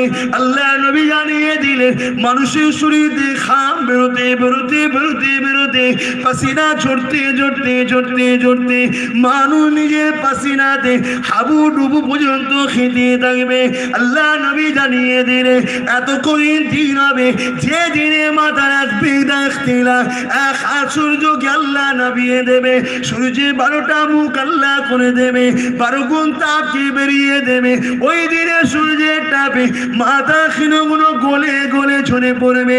এ যুবকেরা, বাপেরা, কে কি দল করেন জানি না, বাম কংগ্রেস টিএমসি বুঝি না, ফিরে আসুন আহলে রাসূলের দিকে ডাক দিচ্ছি। তওবা করলেন, পরিবর্তন হয়ে যায়। এমন একটা জায়গায় জড়িয়ে রাখো যেখানে দুনিয়া পাবে না, আখিরাতও পাবে। আল্লাহ নবী জানিয়ে দিলে, আল মারউ মা মান আব্বা, দুনিয়ায় যে যার সঙ্গে মহব্বত করবে, আখিরাতে সে তার সঙ্গে আল্লাহ পাকে জান্নাতি হয়ে যাবে। এমন একটা জায়গায় কানেকশন রাখুন, দুনিয়াও হবে আখিরাতও হবে। কথা বুঝছেন না? দুনিয়ায় যে যাকে ভালোবাসবে তার সঙ্গে আখিরাতে থাকবে। আমি দোয়া করি আপনারা পরিবর্তন হন, বলুন আমিন। জীবনে বাম কংগ্রেস টিএমসি অনেক করেছেন তো নাকি? এখন আর কোনো দল করবেন না। আমি আমার পীরের মুরিদদের, আমার ভাইদের, আমার আব্বাদের, আমার বোনেদেরকে বলে যাই, খবরদার কোনো দল করবেন না, সব ছেড়ে দেন। দিয়ে ভাইজান যে দল করছে এই দল করবেন, বাবাজি যে দল করছে বাপেরা করবেন। কি করবেন তো নাকি? বলুন ইনশাআল্লাহ। হাত তুলে দেখাতে হবে না, আল্লাহ দেখছে, আল্লাহ আপনার অন্তরের খবর জানে। আম্মা বোনেরা, আপনাদেরকেও দাওয়াত দিলাম, চলে আসে। এখানে দুনিয়াও পাবো, আখিরাতও পাবো, ঠিক না বেটি? তো দুনিয়াও পাবে, আখিরাতও পাবো, দুটোই পাবো। চাকরি পাবো, শিক্ষা পাবো, স্বাস্থ্য পাবো, হসপিটাল পাবো, সব পাবো। আবার আখিরাতে পাওয়ার জন্য আল মারউ মা মান আহাব্বা, খানদানে রাসূলের মহব্বত করেছি, তাদের সাথে আখিরাতেই থাকবো, বলুন ইনশাআল্লাহ। এই বিশ্বাস রাখতে অসুবিধা আছে? নামাজ পড়ি তো আমরা, কি জন্য পড়েন? জোরে বলেন। আল্লাহ খুশি হয়েছে দেখেছেন? তাহলে পড়েন কেন? বিশ্বাস। তো ওটাও যেমন বিশ্বাস, রোজাও যেমন বিশ্বাস, হজও যেমন বিশ্বাস। আল্লাহ নবী বললেন, কেউ যদি আমার খানদানকে ভালোবাসে, আমি রাসূল তার ইহসানকে চুকিয়ে দেবো কিয়ামতের দিনে। জোরে বলুন সুবহানাল্লাহ। কথা বুঝে আসছে? অতএব সেই পরিবারের একটা সদস্য এসেছি দুটো কথা বলে যাচ্ছি। আল্লাহ নবী এইভাবে দাওয়াত দিচ্ছে, শুনছেন তো, ন্যায়ের পক্ষে মানুষকে ডাকছে। জালিম নেতা আবু জেহেল উৎপাত থেকে লোক সরে যাচ্ছে, রাসূলুল্লাহ দিকে যখন লোক ঢুকছে আবু জেহেলের মাথায় বাজ পড়ে গেছে। শুনছেন না, আজকে আবু জেহেলের চালা কিছু আছে, তাদের মাথায় বাজ পড়েছে তো নাকি, পাগলা টাইপের হয়ে গেছে। কি করবে কিছু বুঝতে পারছে না, এরা আরো পাগল হবে, এদের উপরে খোদার লানত হবে। এরা যদি ভালো চাই তওবা করো। আমি দোয়া করি আপনাদের এলাকায় আব্দুল খালেক সাহেবের জন্য দোয়া করি, আর একটা কি যেন বজনু ভাই, দোয়া করি আল্লাহ যেন ওদেরকে হিদায়াত করে দেয়। বলুন আল্লাহুম্মা আমিন। যদি হিদায়াত হয়ে যায় অসুবিধা আছে ভাই? আল্লাহ রসুল দোয়া করেছেন, আল্লাহ ভাই আবু জেহেল নাই ওমর, দুজনের মধ্যে একজনকে হিদায়াত করে দিন। আমার রাসূলুল্লাহ দোয়া হযরত ওমর ফারুকের কপালে লেগে গেল। ওমর ফারুক রাসূলুল্লাহর দিকে দাঁড়িয়ে গেল। জোরে বলুন সুবহানাল্লাহ। আজকে আমার আল্লাহর কাছে 5 ওয়াক্ত নামাজ পড়ে আমি দোয়া করি, আল্লাহ যারা টিএমসির হয়ে লড়াই করেছে, বামের হয়ে লড়াই করেছে, কংগ্রেস হয়ে লড়াই করেছে, সেইগুলোকে আমার দিকে ঢুকিয়ে দেন না আল্লাহ। রোজ দোয়া করি। আজকে আস্তে আস্তে খবর পেলাম এলাকায় যত ছিল আলহামদুলিল্লাহ সব ঢুকে গেছে। বলুন সুবহানাল্লাহ, জোরে বলুন সুবহানাল্লাহ, নারে তাকবীর। ঘরের ছেলে ঘরে এসেছে, ভাই ভাইয়ের কাছে ফিরে এসছে। এতে হয়তো বসে বসে জালিমদের হিংসা হতে পারে। আর জালিমরা ফোন করে কি বলবে জানেন?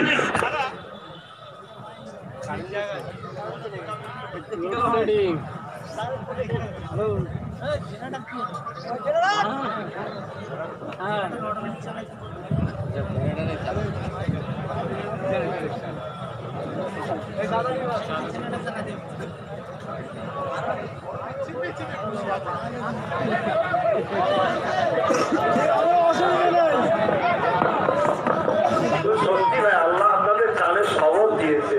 হ্যাঁ মাই গলা কি হলো বাবা, কানে খবর আল্লাহ আপনাদের দিয়েছো।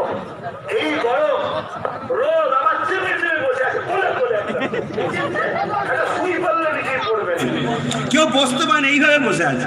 এত বড় মাঠ থাকতো, জড়ো হয়ে বসে আছে। এত যখন সবর, যদি মিথ্যা মামলায় একটু জেলে যায় কিছুদিন সবর করবে, কি আছে? ইনশাল্লাহ আব্বাস সিদ্দিকী 21-এ আসছে, ইনশাল্লাহ বলুন, বলুন ইনশাল্লাহ। ইনশাল্লাহ আব্বাস সিদ্দিকী 21-এ রাজ ক্ষমতায় আসছে। কথা বুঝে আসছে, চিন্তা করার কিছু নেই। তো সেই জায়গায় আমি কি কথা বলছিলাম, দেখলেন তো কথাটা ভুলে গেলাম, কি বলছিলাম? আল্লাহ নবী দোয়া করেছিলেন দুজনের জন্য, আবু জেহেল নাই ওমর ফারুক, আল্লাহ হিদায়াত করে দেন। রাসূলুল্লাহ দোয়া আল্লাহ ওমর ফারুকের কপালে লাগিয়ে দিল। জোরে বলুন সুবহানাল্লাহ।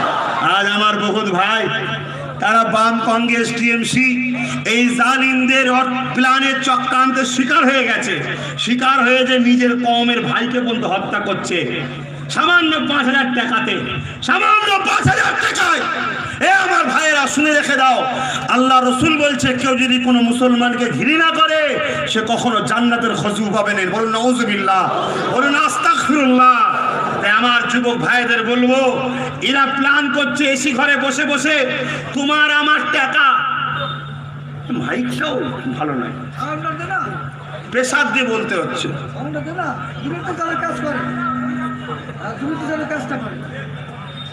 তোমার আমার টাকা, সেই অকাপ সম্পত্তির পার বছরে 22 থেকে 30 হাজার কোটি টাকা। কত টাকা? 22 থেকে 30 হাজার কোটি টাকা। শুনো আমার যুবকরা, ওই টাকা থেকে ভোটের সময় এলে 200-500 কোটি টাকা দিয়ে আমার কওমের মধ্যে একদল মানুষকে অর্থ দেয় যারা একটু বদমাইশ খেয়ালের, তাদেরকে দিয়ে বলে বোমলে বন্দুকলে, আর আমার কওমকে মারাচ্ছে। টাকা আমার কওমকেই দিল, আমাদেরকেই মারালো। আর লাস্টে ভালো লোক উঠতে পারলো না, ওই 22-23 হাজার কোটি টাকা 73 বছর ধরে লুটে পুটে খাচ্ছে। শুনতে পাচ্ছেন? সেই জায়গায় আমি আব্বাস সিদ্দিকী বলেছি, আর কারোর উপরে ভরসা করব না, নিজে দল করব, নিজের কওমের মানুষের মধ্যে থেকে ভালো ভালো লোককে দাঁড় করাবো, তাদেরকে জিতিয়ে পাঠাবো, তারা অকাপ সম্পত্তি দখল করবে, আমার সমাজের গরিব ছেলে মেয়েদেরকে পড়ানো, বিবাহ, স্বাস্থ্য, চিকিৎসায় সবকিছুতে অকাপ সম্পত্তি খরচ করবে। এই ঐক্যের দরকার আছে না নয়? জোরে বলুন আছে না? এর জন্য করছি তো। এটা কি ইসলাম বিরোধী কাজ হচ্ছে? সংবিধান বিরোধী হচ্ছে। তো সংবিধান আর ইসলাম যখন বিরোধী নয়, তাহলে কোনো মুফতি পিসে হাজি সাহেব কারো কথা শুনতে রাজি নয়। এই অসুবিধা আছে। বাপ করেনি, চাচা করেনি, দাদা করেনি, নানা করেনি, নানি করেনি, গোষ্ঠী করেনি, সব মেয়েদের মতো কথা চলবে না। কোরআন হাদিস এবং আমার দেশের সংবিধানের পক্ষে না বিপক্ষে বলুন। কোরআন হাদিসের যদি বিরোধী হয় বলুন, যে রাজনীতি করা ইসলামের বিরুদ্ধে বলুন, তাহলে আমি সঙ্গে সঙ্গে বলবো রাজনীতি যদি ইসলামে না থাকে তাহলে ইসলাম কমপ্লিট ধর্ম নয়। ইসলাম কমপ্লিট না আনকমপ্লিট? কমপ্লিট যদি হয়, দেশ ও দেশবাসীকে পরিচালনা করার ব্যবস্থা ইসলামে আছে না নাই? ওটাকেই বলা হয় সিয়াসাত, ওটাকেই বলা হয় রাজনীতি। ঠিক না বেঠিক? আর দুর্নীতি আলাদা। দুর্নীতি রিসেন্ট দেখলাম আমফানে চুরি হলো, যেমন এগুলো দুর্নীতি, এটা করা ইসলামে হারাম। আজকে আমরা নেই বলেই তো এটা হচ্ছে। ঠিক না বেঠিক? দুর্নীতি কাকে বলে? ওই যে মুসলমানদের 22 থেকে 30 হাজার কোটি টাকা, দলিতদের বন দপ্তরের টাকা, আদিবাসীদের, হিন্দু ভাইদের দেওবদ্ধ সম্পত্তির টাকা, ওই টাকাকে আজকে 73 বছর ধরে সবাই লুটে পুটে খাচ্ছে। এটা হলো দুর্নীতি, ওটা রাজনীতি নয়। রাজনীতি হলো যার যেটা প্রাপ্য, নেতা হয়ে তার কাছে পৌঁছে দিবা, সে হলো পরিবারের গার্জেন। শুনছেন? আর গার্জেন যদি চোর হয়, ও গার্জেনকে রাখা যাবে? রাখা যাবে না। কথা বুঝে আসছে? এই কথা যদি আমি এখানে বসে বলি, আপনাদের অসুবিধা আছে? হুজুরের ছেলে জলসা করতে সেসব কথা বলবে কেন? শোনেন, পৃথিবীতে বহুত ধর্ম আছে, আমি কোনো ধর্মের পক্ষেও নয় বিপক্ষেও নয়। কথা বুঝে আসছে? আমি ইসলাম ধর্মকে মানি। ইসলাম ধর্ম আমাকে বলছে যে তুমি যেমন নামাজের শিক্ষা দেবে, রোজার শিক্ষা দেবে, হজের শিক্ষা দেবে, জাকাতের শিক্ষা দেবে, সম্পর্ক আত্মীয় স্বজনের সব শিক্ষা দেবে, তেমন তুমি রাজনীতির শিক্ষা তুমিই দেবে। কেন? আমার নবী মদিনার নবাবী শরীফে মসজিদে বসে বসে সাহাবাদের ঘরে রাজনীতি শিখিয়েছে। জোরে বলুন সুবহানাল্লাহ। শুনছেন না? এতগুলো রিপোর্ট রেকর্ডিং হচ্ছে তো ভাই, এই রেকর্ডিং হচ্ছে তো। কেউ যদি বলে যে নবী মদিনা নবাবী শরীফে বসে বসে সাহাবাদিগকে রাজনীতি শিখাইলে, আমি আব্বাস সিদ্দিকী নিজের হাতে নিজের গর্দান কেটে তাকে পুরস্কার দেবো। শুনছেন না? ওই এসে গল্প বলে গেলে হবে না, দলিল দিতে হবে, দলিল। আমার রাসূল পাক সাল্লাল্লাহু আলাইহি ওয়াসাল্লাম এইভাবে প্রচার করছে, আবু জেল উতবা দেখছে সব তো দলে দলে চলে যাচ্ছে, আমার ব্যবসা বন্ধ হয়ে যাবে। শুধু আমাদের বুঝতে পারছেন না? আজকে তো বর্তমান টিএমসি তো পরিবারের দল হয়ে গেছে। একজনের ইনকাম মাসে শুধু 230 কোটি। বালি খাত থেকে আর কয়লা খাত থেকে কত ইনকাম? 230 কোটি টাকা। আর এদিকে আমার ভাই বোন দলিত আদিবাসী মুসলমান 10টা টাকার জন্য লোকের বাড়ি বাড়ি দেনা বাবা, দেনা বাবা। এই ঠিক না বাড়ি? শুধু একবার নেতা হতে পারলি 10,000 কোটির মালিক, 20,000 কোটির মালিক। বাবা খালি সম্পত্তি রাখা ছিল নাকি? হ্যাঁ, এটা সব আমার দেশবাসীর সম্পত্তি নাকি? সেইটা নিতে গেলে, এই অন্যায়ের প্রতিরোধ করতে গেলে বাপ জালিমরা যেমন তৎকালীন সময় সাহাবাদের উপর জুলুম করেছিল, ন্যায়ের পক্ষে ছিল, জুলুম করেছিল, আজকে তোমাদের উপর একটু জুলুম ঝড়ঝাপটা করবে, ঘাবড়ে কি চুরি করে ঘরে ঢুকে যাবে নাকি? ঘাবড়াবার কোনো ব্যাপার নেই। আমি দোয়া করি আল্লাহ যেন ওদেরকে হিদায়েত করে। বলুন আমিন, বলুন আমিন, বলুন আমিন। যদি হিদায়েত না হয়, এরপরও জুলুম করে, শুধু লিস্ট করে রাখুন। কি করবেন? লিস্ট করে রাখুন। সময় আল্লাহ কারে আসছে, খুব ভালো রেজাল্ট, সময় খুব ভালো আল্লাহ কারে। কথা বুঝছেন না? ফেরাউনে চেয়েছিল মুসাকে মেরে দিয়ে আমি জিতে বেঁচে থাকবো, হয়নি। আল্লাহ সমুদ্রে ছুঁচোর মতো চুপিয়েছে, ডুবিয়েছে, তুলেছে, ডুবিয়েছে, তুলেছে। শুনছেন? নমরুদও চেয়েছিল ইব্রাহিম খালিলকে আগুনে পুড়িয়ে মারবো, আল্লাহ একটা খোঁড়া মশাকে পাঠিয়েছিল। খোঁড়া, অনেক মশা এসছে, তার মধ্যে একজন একটা সৈন্যকে ধরেছে খদ্দের হিসাবে। লাস্টে একটা খোঁড়া বেচারি ফাঁক পড়ে গেছে। সে বলছে আল্লাহ আমার কি নসিবে হবে না জালিমদের বিরুদ্ধে লড়াই করা? হ্যাঁ, আল্লাহ বলছে মেন আসামিটাকে তুই ধর, যা। নাকের ভেতর যে খোঁড়া যে টুকটুক করে মগজে বসে আছে, আর শুধু কুকুর কুকুর কুকুর করে কামড়াচ্ছে, আর যত লড়ে তত চুলকোই, তোর ওপরে চুলকলে হয়। ফের নমরুদ রাগে বলছে একটা পাহারাদার লেগেছে, পাশে দাঁড়া। যখনই কুকুর করে করে অমনি খড়মড়ি মারে। খড়ম বোঝেন না? জুতো জুতো। আর ফেরাউন নমরুদটাকে পৃথিবীর রাজা। কত? পৃথিবীর, এ ভারতের রাজা এখন মোদি। শুনছেন না? এ তো ভারতের। একে ভয়ে সব জড়ো হয়ে যাচ্ছে, ওই যে মোদি এসে যাবে, ওর ভয়ে সব ঢুকে পড়ছে। খবরদার, আল্লাহ ছাড়া কাউকে ভয় করবে না। जो डर गया वो मर गए। যে ভয় করবে সেই শেষ হয়ে গেছে। আজও চলো, তবে অন্যায় করে নয়, সত্যের পক্ষে আগাও। কেউ না তোমার সাথে থাকো, তোমার আল্লাহ তোমার সাথে আছে। জোরে বলুন সুবহানাল্লাহ।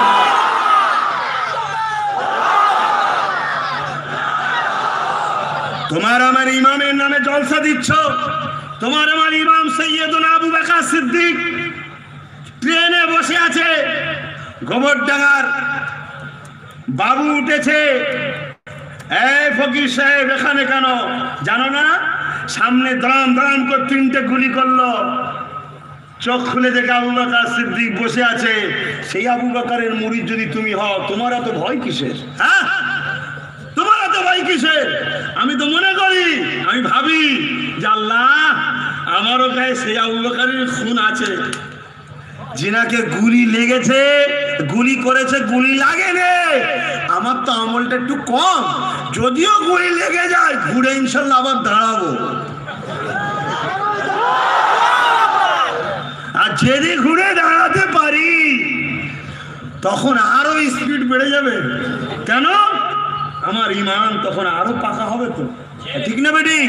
হ্যাঁ, আমার বাড়ি পুলিশ পার্টি ছিল, জানেন তো দিদি? এ জানেন না? আপনার দাদা হুজুরের বাড়ি, এটা আমার নাই, আপনার পীরের বাড়ি পুলিশ পাঠিয়েছে মমতা, শুনেছেন না? তাহলে যে মমতা আপনার পীরের বাড়ি পুলিশ পাঠালো, সময় এলে যে ক্ষমতায় পাঠিয়েছে ওই ক্ষমতাটাকে একটুখানি লড়াতে হবে। এ কথা বুঝছেন না? বোঝেন না? এবার এই কথা বললে যদি কেউ বুঝায় বিজেপি চলে এসে কি হবে? হ্যাঁ, দুটো কথা। এক হচ্ছে, সর্বপ্রথম বলেছিলাম যে ভুলটা করেছেন ওই ভুলটা সিলেক্টার হন। দ্বিতীয় নম্বর কথা হচ্ছে, আসুন আপনার সঙ্গে জোট করব। বলেছি না বলিনি? হ্যাঁ, কোনোদিন জোট করতে চাইছে না। কেন? জোট করলে বিজেপি আসা অসুবিধে হবে। আচ্ছা, বিজেপিকে আনতে হবে বাংলা, এটা হলো দায়িত্বই না।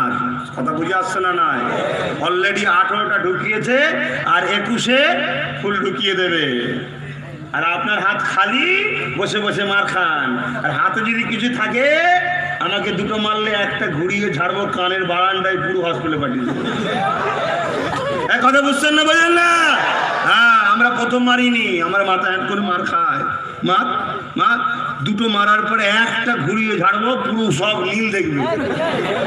এক কথা বুঝছেন না? বোঝেন না? হ্যাঁ, কেন আমরা ভারতীয়।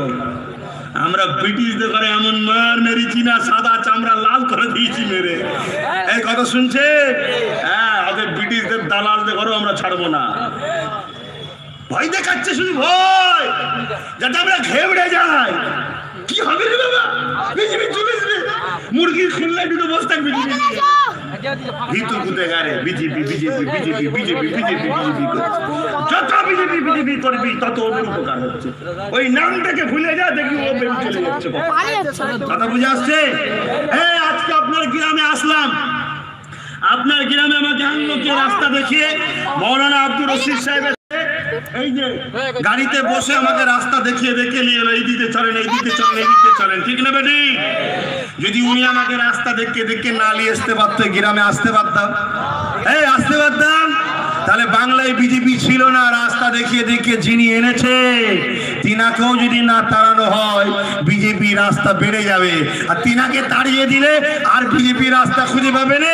দেখবে একেবারে গঙ্গার ওপর দিয়ে গিয়ে একটা বসে গুজরাটে যে বসে আছে। এক কথা বুঝছেন না? হ্যাঁ, যে রাস্তা দেখায় আগে তাকে তাড়াতে হবে। ভুল বলছি নাকি? আমার মাকে ক্যাম্পে ভরবে আমি ভাববো না? আমার বোনকে ক্যাম্পে ভরবে আমি ভাববো না?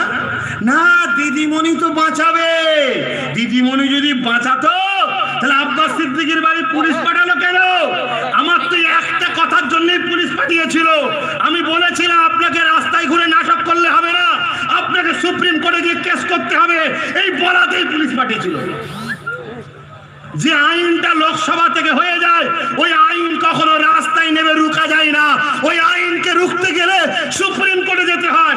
এ বাংলার জমিনে কোন মায়ের লাল তোমাদের জন্য সুপ্রিম কোর্টে যায়নি। আজকে যেসব মৌলানা বক্তা পীর সাহেব হাজী সাহেব আপনাদের জন্য দরদ দেখাতে আসছে, একটা বার জিজ্ঞাসা করুন, যখন এনআরসি হয়েছিল এই বাংলায় সব থেকে বেশি এনআরসির মিটিং কে করেছিল? ভাইজান করেছিল। ভাইজান এই বাংলাতে এনআরসির বিরোধী করে সুপ্রিম কোর্টে কে গিয়েছিল? তোমার আমার সবার ছোট ভাইজান, আমার ছোট ভাই নওশাদ সিদ্দিকী গেছে। বলুন আলহামদুলিল্লাহ।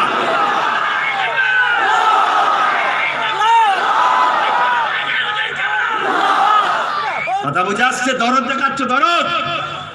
আব্বাস সিদ্দিকী যা করছে ভোট ভাগ হয়ে যাবে, আব্বাস সিদ্দিকী যা করছে ভোট ভাগ হয়ে যাবে, এই দরদ দেখাচ্ছেন একদল।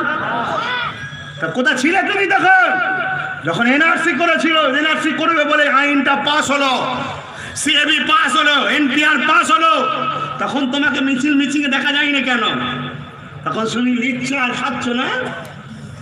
আর আজকে আব্বাস সিদ্দিকী যখন বাংলার বুকে মসজিদের ইজ্জত বাঁচাবার স্বার্থে, আজানের ইজ্জত বাঁচাবার স্বার্থে, মুসলিম দলিত আদিবাসী সৃষ্টি গরিব মানুষের ইজ্জত বাঁচাবার স্বার্থে, নারীদের ইজ্জত বাঁচাবার স্বার্থে আজ আব্বাস সিদ্দিকী যখন জানকে বাজিয়ে গিয়ে বাংলার অলিতে গলিতে মা বাপ ভাই বোনকে এক করছে, আজকে 70% এক হয়ে গেছে।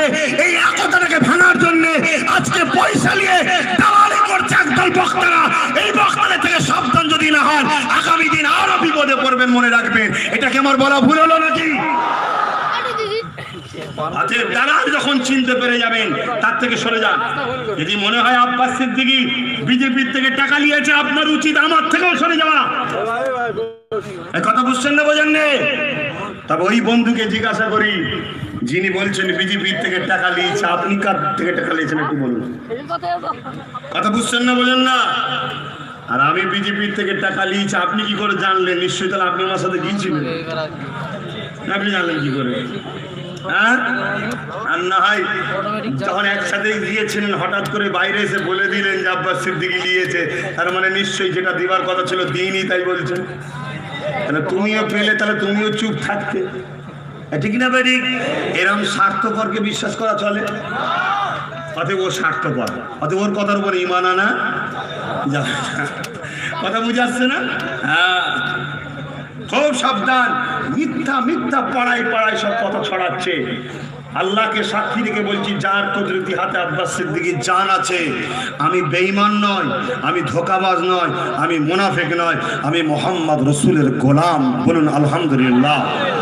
অতএব আমি চ্যালেঞ্জ দিচ্ছি আপনাদের ঘরে, আপনারা যদি একটা বার আমার কথা শোনেন, আর আমি তো সব জায়গায় বলিনি, কথা 44টার কথা বলেছি, ঠিক না বেটি? এবারে রিসেন্ট একটা ইখতিলাফ উঠছে, আপনি সব জায়গায় বললেন 294, এজন্যে বলেছি আমাদের একটা প্রাথমিক 80% একটা কাজ এগিয়ে গেছে। সেখানে সিভিল কাস্ট যারা আছে, সিভিল টাইপ বা এসটি যারা আছে, 82টা সিট আছে মোট। তার মধ্যে মিনাখাটা হচ্ছে এসটি, তাই তো? হ্যাঁ, এইভাবে 82টা মোট সিট আছে। এই 82টা সিটটা তেনারা দেবে, মাতুয়াদের 30টা সিট আছে। এই রকম আমাদের একটা চুক্তি হয়েছে, যেখানে দেখা যাচ্ছে 294টাই আমাদের হচ্ছে। এই জন্যে বলেছি, কথা বুঝে আসছে না? আমার 44-44-এ আছি, আর আমার 44-এর মধ্যে মিনাখাকে আমিও টার্গেট করেছিলাম যে আমার দলের পক্ষ থেকে একটা হিন্দু ভাইকে, সিভিল কাস্ট ভাইকে আমি দাঁড় করাবো। অসুবিধা আছে ভাই? অসুবিধা আছে? আমার দলে শুধু মুসলমান প্রার্থী হবে তা নয়, আমি দেশ সেবা করতে এসেছি। মুসলিম সেবা নয়, আমি দেশ সেবা করতে এসেছি, দেশবাসীর সেবা করতে এসেছি। এই দেশে যতজন মানুষ আছে গরিব, সবার পাশে আব্বাস সিদ্দিকী দাঁড়াবে। অসুবিধা আছে? আগামী দিন বিভিন্ন জনসভা হবে, আপনাদের এই হাড়ুয়াতে হবে, মিনাখাতে হবে, বিশাল বিশাল জনসভা, লক্ষ লক্ষ লোক হবে। তখন আর কেউ ঘরে থাকলে হবে না। ওই জনসভায় আমি বক্তা হিসেবে আসবো, সিভিল কাস্ট লোক আসবে, হিন্দু ভাই আসবে, দলিত ভাই আসবে, মাতুয়াদের বক্তা আসবে। সেই জায়গায় আপনারা গিয়ে দেশ ও দেশ প্রেমের স্লোগান দেবেন, দেশবাসীর স্লোগান দেবেন, ওখানে অন্য কোনো স্লোগান দেবেন না। কেন? ওটা দেশ ও দেশ সেবার প্ল্যাটফর্ম। ওই জায়গায় দাঁড়িয়ে থেকে ওই স্লোগান দেবো, ঠিক না বেটি? আচ্ছা, আপনারা তখন যাবেন তো নাকি? বলুন ইনশাআল্লাহ। তখন যদি বলে গেলে ঠ্যাং ভেঙে দেবো, যেদিন ঠ্যাং ভেঙে দেয়, একজন বলছে এক পায়ে যাবো, এই 2 পা ভেঙে দেয়। হ্যাঁ, বল কারো সাইকেলের পিছনে উঠে চলে যাবো।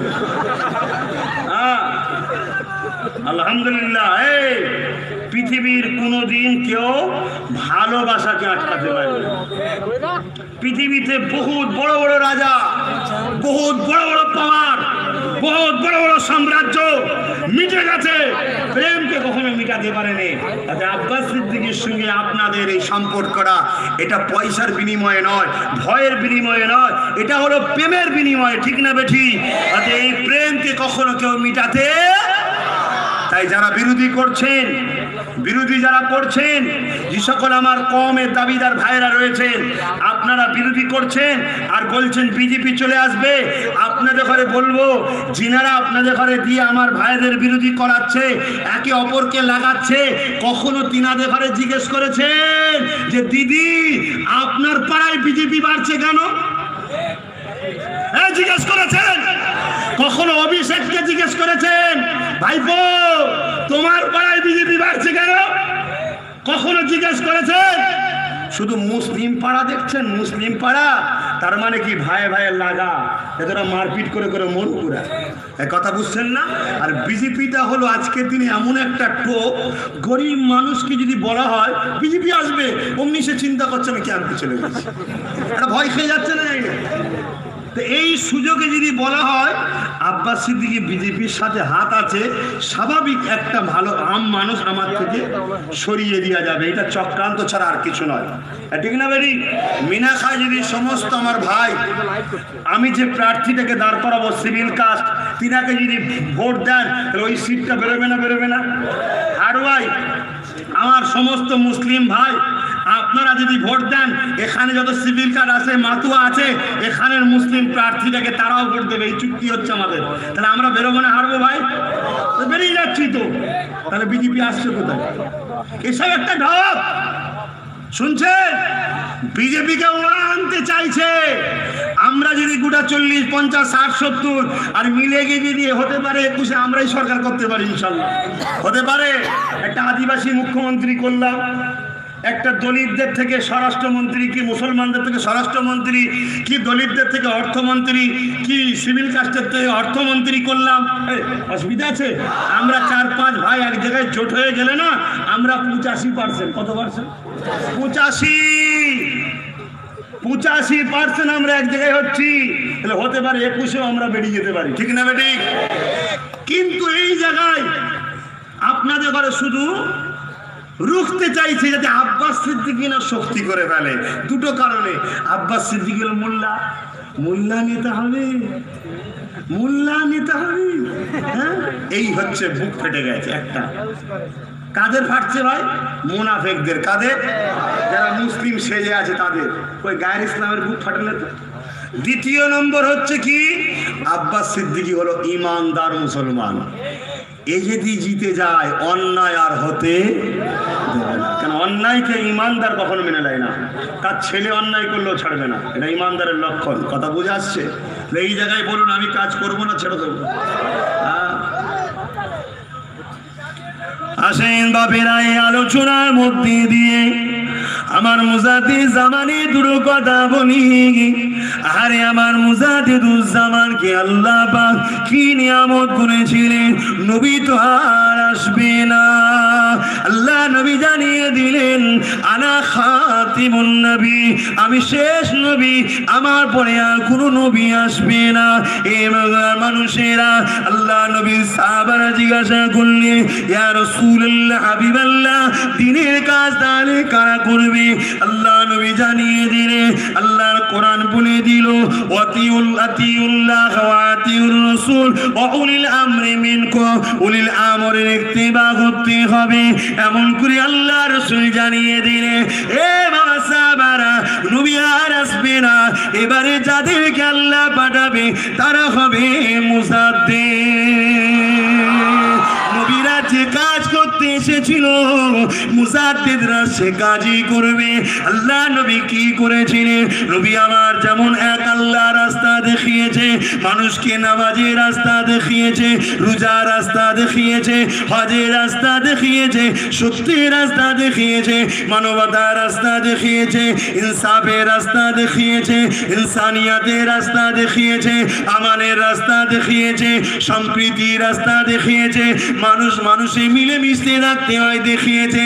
আল্লাহ নবী শুধু শিখিয়েছে তা নয়, নবী আমার নিজে 10 বছর ধরে দেশের রাষ্ট্রপ্রধান হয়েছিল। দেশের প্রধান হয়ে, প্রধানমন্ত্রী হয়ে, রাষ্ট্রপ্রধান হয়ে আল্লাহ নবী কিভাবে দেশ চালাতে হয় নবী আমার সাহাবাদেরকে শিখিয়েছে। আল্লাহ নবী যখন রাষ্ট্র চালায়, ওই রাষ্ট্রে মুসলমানও ছিল, ওই রাষ্ট্রে ইহুদি ছিল, ওই রাষ্ট্রে খ্রিস্টান ছিল, ওই রাষ্ট্রে মূর্তি পূজারী ছিল। আল্লাহ নবী সমস্ত নাগরিকদেরকে সমান অধিকার তাদের দিয়ে দিত, বিচার ইনসাফটা সমান করত। একদিন নবী পাকের দরবারে একজন গায়ের মুসলমান একটা ঘোড়া নিয়ে আসলো, মুসলমান একজন আসলো, দুজনে এসে নবীর কাছে বিচার দিল। মুসলমানটা বলছে ঘোড়া আমার, গায়ের মুসলমান বলছে ঘোড়া আমার। আল্লাহ নবী উভয়ের দলিল তথ্য জানতে চাইল। এই দলিল তথ্য নিয়ে আল্লাহ নবী বিচার করে দিল, এই ঘোড়াটা হলো গায়ের মুসলমানের। ইনসাফ দেখুন, ইসলামে পক্ষপাতিত্ব চলে না, সত্য চলে। ঘোড়ার দলিল হিন্দুর পছন্দ, গায়ের মুসলমানের দলিল মজবুত। রসুল বললেন ঘোড়া ওর। মুসলমানটা বললো হুজুর আমি মুসলমান, আমার পক্ষে দেওয়া দরকার ছিল। আল্লাহ নবী বললেন ওই কুসংস্কারটাই তো বন্ধ করতে এসছি আমি। পক্ষপাতিত্ব চলবে না, সত্য চলবে। শুনছেন না শোনেন না? আর আজকে কি হচ্ছে? চলছে আব্বাস সিদ্দিকী সংগঠন করে, ও গরিব হলে ওকে 100 দিনের কাজ দেওয়া যাবে না, বলছে না বলে না? আব্বাস সিদ্দিকী সংগঠন করে, ওকে ঘর দেওয়া যাবে না, আর 8টা মাস কষ্ট করো, আর 8টা মাস কষ্ট করো। আল্লাহ যদি দয়া করে আমি তোমাদেরকে গোলাম থেকে মালিক বানাবার ব্যবস্থা করে দেবো ইনশাআল্লাহ।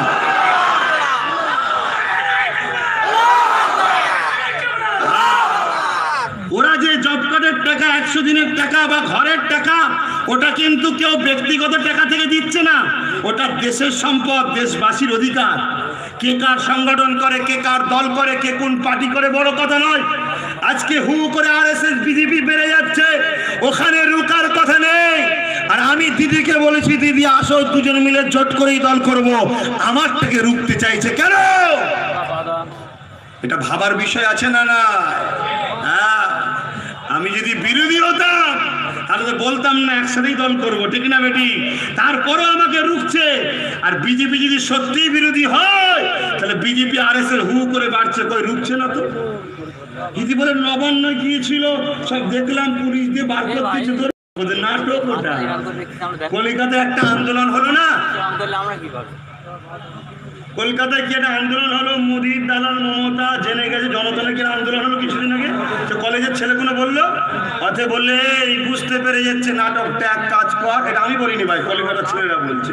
এই না যে মোদির দালাল মমতা, এটা আমার কথা না, ওটা ওনাদের কথা, ইউনিভার্সিটির ছেলেদের কথা। বুঝে আসছে? একটা কাজ কর, তুই নবান্নটাকে একবার কিছু লোক পাঠা, আর আমি একটু ওই রং পানিতে একটুখানি স্প্রে করে দেবো, হয়ে যাবে। মিডিয়া ফিডে দেখেছি দুজনে লড়াই হচ্ছে, এই কথা বুঝছেন না? বোকা বানাচ্ছে। আমার সাথে মুফতি সাহেবের, মৌলানা সাহেবের সঙ্গে চুক্তি হয়ে আছে, আমি 1 পার্ট নেবো, তুই 1 পার্ট নে, উভয় মিলে গরিবদেরকে মারবো। এই কথা বুঝে আসছে? যাতে গরিবদের হাতে ক্ষমতা না থাকে। আব্বাস সিদ্দিকীর হাতে ক্ষমতা মানে গরিবের ক্ষমতা। কথা বুঝে আসছে? কেন আমি সেই সব লোককে দাঁড় করাবো। তাহলে বলুন, আমার রাসূল পাক সাল্লাল্লাহু আলাইহি ওয়াসাল্লাম তিনি কি কথা বলছিলাম? হ্যাঁ, বিচারটা গায়ের মুসলিমে দিকে, এটা সত্য। ইতিহাস যুগে যুগে চলে আসছে, ইতিহাসের পাতা খুলে দেখে নিন। একজন নবী প্রেমিক ইমানদারের দ্বারা কখনো একটা হিন্দু বঞ্চিত হয়নি, কখনো একটা দলিত বঞ্চিত হয়নি, কখনো একটা আদিবাসী কষ্ট পায়নি। আমার মুজাদ্দিদ জামান তিনি জমিদার ছিলেন, জমিদার।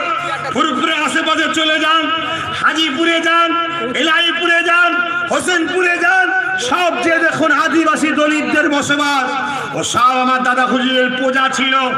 মাঝে মাঝে যখন কর দিতে আসতো, ট্যাক্স দিতে আসতো, অনেকে এসে বলতো বাবা 1 বছর হয়ে গেছে 2 মাসের পেয়েছি, গরিব মানুষ। দাদা হুজুর মুচকে বলতেন বাবা ঠিক আছে যা এনেছো এনেছো যাও, সব মাফ করে দিতে। দাদা হুজুর যখন দুনিয়া থেকে চলে যাবেন, হয়তো কিছু একটা বুঝেছেন, তাই তিনি কি করলেন, সবাইকে এই জমিদারি পোতা তুলে দিলেন।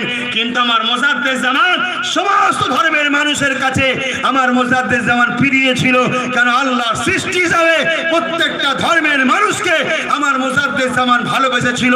এটাই তো আমার নবীর হাদিস, লা ইয়ারহামুল্লাহু মান লা ইয়ারহামুন নাস, যে মানুষের উপরে দয়া করে না, সৃষ্টিকর্তার দয়া তার উপরে হবে না। তাহলে আজকে বলুন আল্লাহর দয়া পাওয়ার দরকার আছে না নাই? তাহলে হিন্দু গরিব যদি বিপদে পড়ে তার পাশে দাঁড়ানো দরকার আছে না নাই? দাঁড়াবেন, যারা হাত তুলে দেখান।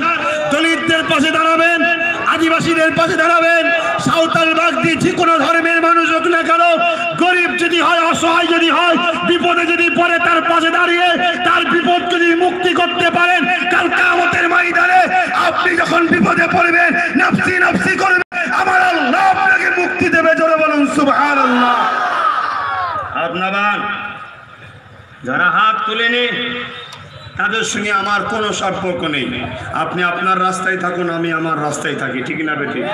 হ্যাঁ, আমি আপনাদের ঘরে বলবো না যে আপনাদের হাত ভেঙে দেবো, তুললি না কেন, কারণ এটা বলা অবৈধ কাজ, দেশের সংবিধানের বিরোধী কাজ, ইসলাম বিরোধী কাজ, ঠিক না বেটি?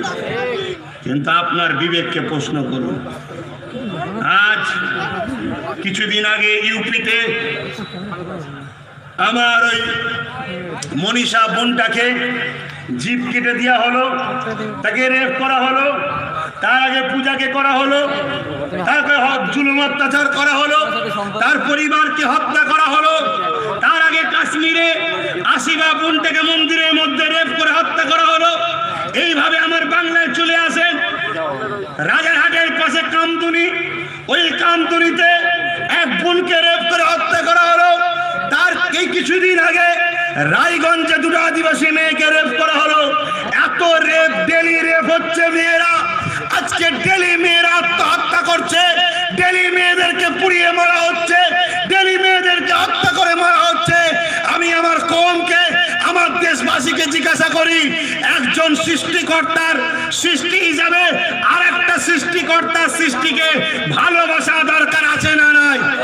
কেন আমার রাসূল বলেছে যে আল্লাহর সৃষ্টির উপরে দয়া করবে না, আল্লাহর দয়া তার উপরে হবে না। তাহলে আজকে আমার ভারতের মেয়েগুলো, আজকে আমার ভারতের বেটিগুলো অত্যাচারিত হচ্ছে, কে মুসলিম, কে দলিত, কে আদিবাসী, ওটা দেখার দরকার নাই। সৃষ্টিকর্তার সৃষ্টি অপমানিত, ভারতের বেটির অপমানিত। আমাদেরকে ঐক্যবদ্ধ হয়ে আইন, সবাই লোক পাঠিয়ে আইন তৈরি করতে হবে যে যদি কেউ নারীদের রেপ করে তার একটাই শাস্তি, প্রকাশ্য রাজপথে লাইভ টেলিকাস্ট করে ফাঁসি দিতে হবে। দরকার আছে না নাই? আছে না নাই? যদি 2-10 থেকে ঝুলিয়ে দেওয়া যায়, আগামী দিন যাদের অন্তরে রেপের চিন্তা ভাবনা আছে, এই শয়তানটা ওই মানুষের অন্তরে দমে দমে মারা যাবে, বাইরে বেরোতে পারবে না। আমাদের বেটিগুলো ভারতে আর রেপ হবে না, সুরক্ষিত থাকবে। আমার রাসূল যখন মদিনাতে রাষ্ট্র কায়েম করে দেশের রাষ্ট্রনায়ক হলো, দেশের প্রধান হলো, নবী আইন করে দিলেন নারীদের অত্যাচার করলেই হত্যা করা হবে, পাথর মারা হবে, তাকে দররা মারা হবে। সঙ্গে সঙ্গে 10 বছর নবী দেশ চালিয়েছিল। 10টা বছরের মধ্যে একটা নারী রেপ হয়নি। জোরে বলুন সুবহানাল্লাহ। এটা চিল্লে চিল্লে চিল্লে চিল্লে বলে দেখছি হচ্ছে না, কি করে হবে? যারা এই রেপ টেপ করে এদের বেশিরভাগটা নেতার সঙ্গে কোনো না কোনো আত্মীয়তা আছে। এই কথা বুঝছেন না, বোঝেন না? হয় নেতার দলের বুথ দখল করে, নাই নেতার দলের তুলাবাজি করে, নাই নেতার বোনায়ের কেউ হয়, নাই নেতার সালার কেউ হয়। কোনো না কোনো দুঃসম্পর্ক হলে একটু আত্মীয়তা বেরোচ্ছে। অতএব নেতার হাত আছে। পুলিশ যখনই তুলতে যাচ্ছে, নেতা বলছে জঙ্গল মরে পেটিয়ে দেবো। এই শুনছেন না? বেচারি পুলিশ নিরুপায়। শুনছেন না? তাই আমি আব্বাস সিদ্দিকী চেয়েছি এই বেটিগুলোকে বাঁচাবার জন্য ভালো ভালো লোককে বিধানসভায় পাঠাবো, ওখানে আইন তৈরি হবে, বাংলা ভারতকে রাস্তা দেখায়, বাংলা ভারতকে মুক্তি করেছিল, বাংলা থেকেই ব্রিটিশদের বিরুদ্ধে লড়াই শুরু হয়েছিল, এই সেই বাংলা ভারতকে রাস্তা দেখায়।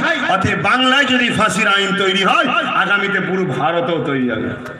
কি গো, চাও না? চাও না? যারা চাও না মনে রেখে দিও, তোমার ঘরেও বোন আছে, বেটি আছে। কাল যখন কোনো কুকুরের শিকার হবে, সেদিন তুমি বুক ঠুকে মরে গেলেও বুঝতে পারবে না আর কি হবে। শুনছেন না? শোনেন। ফোন হ্যাং করছে। আমি চাই ফোনকে ব্যান করতে হবে। এর জন্য আন্দোলন করা দরকার আছে না নাই? আন্দোলন করেছি আমি, কিন্তু কোনো গুরুত্ব নয় সরকারের, কেউ আইন করছে না। তাই আমি ভেবেছি আর আন্দোলন শুধু নয়, নিজেই সরকারে দখল করব, নিজের লোককে পাঠাবো, তার দ্বারা ফোনকে ব্যান করব। যে ফোন নেবে সেই ছেলে তার বাবা আর মাকে 12 বছরের জেল খাটতে হবে। এই আইনের পক্ষে কারা আছেন হাত তুলে দেখান। কথা দিচ্ছেন ফোনের বিরুদ্ধে তো আপনারা হাত নামান। তাহলে ফোনের যদি বিরোধী হয়, তাহলে আপনারা প্রথম ঠিক করেন বিয়ের সময় ফোন নেবেন না তো? কারা কারা বিয়েতে ফোন নেবেন না হাত তুলে দেখান।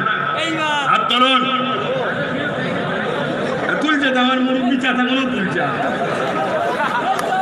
আপনার যাদের যায় না, ভালোবাসা যদি চাও, কারো কাছ থেকে টাকা নিয়ে বিয়ে করবে না। টাকা নিয়ে বিয়ে করলে তোমায় পানি দেবে স্ত্রী ঠিকই, কিন্তু ভাববে এই ছেলেটাই আমার বাপকে ভিক্ষার হাত পাতিয়েছিল। শুনছেন ভাই? যাদের বড় লোক আছেন তাদের তো টেনশন নাই, কিন্তু যে বাপটা ভ্যান চালিয়ে খায়, যে বাপটা জমিতে চাষ করে খায়, যে বাপটা সেলসম্যান করে খায়, যে বাপটা ট্রেনে হকারি করে খায়, যে বাপটা আজকে তো ট্রেনগুলো বন্ধ, সব জায়গা খুলে দিল, নেতাদের মিটিং হচ্ছে, অসুবিধা নেই, ওখানে করোনা নেই। আর রেলেতে হকারি করে খায় যারা, আজকে রেলটা বন্ধ করে দিল, সেই হকারিরা আজকে কি খাবে তাদের খোঁজ খবর নেবার নেতাদের সময় নাই। আজকে তারা তাদের মেয়ের বিয়ে দেবে কি করে? যারা ভ্যান চালিয়ে খায়, এমন করে বাসে টিকিট করবেন করে খায়, টিটি করে, এইভাবে গরিব সম্প্রদায় বাসের ড্রাইভারি করে খায়, গাড়ির ড্রাইভারি করে খায়, দিন মজুরি করে খায়, জুগারে দিয়ে খায়, তারা কিভাবে বিয়ে দেবে? কখনো ভেবেছো গরিবরা? তাই আমি আন্দোলন করেছি, যদি আমাকে সরকারে আনতে পারেন, আমি কথা দিয়ে যাচ্ছি, একটা ইমানদারের জবান কখনো মিথ্যা হতে পারে না। মুসলিম ভাই, হিন্দু ভাই, দলিত ভাই, আদিবাসী ভাই, মুসলমান আলাদা জিনিস, ইমানদার মুমিন মুসলমান আলাদা জিনিস। অতএব আওলাদে রাসূল বলে যায়, বৌন দপ্তর থেকে আদিবাসীদের মেয়েদের ছেলেদের বিবাহ এবং পড়ানোর খরচের ব্যবস্থা কেন? বৌন দপ্তরের টাকা আদিবাসীদের ব্যক্তিগত টাকা, সরকারের টাকা নয়। এমনিভাবে হিন্দুদের দেওবত্ত সম্পত্তির টাকা, ওটা হিন্দু ভাইদের ব্যক্তিগত টাকা, ওই টাকা থেকে হিন্দু গরিব দলিত আদিবাসীদের, হিন্দু ভাইদের, এমন করে মুসলমানদের অকাপ সম্পত্তি ব্যক্তিগত টাকা, এই টাকা থেকে মুসলিম ছেলে মেয়েদের বিবাহ পড়াশোনার জন্য আমি আব্বাস সিদ্দিকী এই জন্য দখল করতে চাইছি, যাতে করে ওইটা নিয়ে খরচ করে গরিবদের পিছনে দিতে পারি। এই কাজ করার জন্য যদি রাজনীতি করি, অন্যায় করছি, আমি অন্যায় করছি।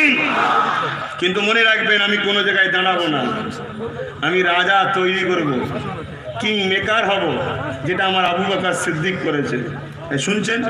এটা নিয়ে আমার ইখতিলাফ হচ্ছে, তাই তো নাকি? একটু তথ্য দেবো, দলিল দেবো, দেখবেন? একটু দলিল দেবো আপনাদের কাছে, একটু দেখবেন তো নাকি?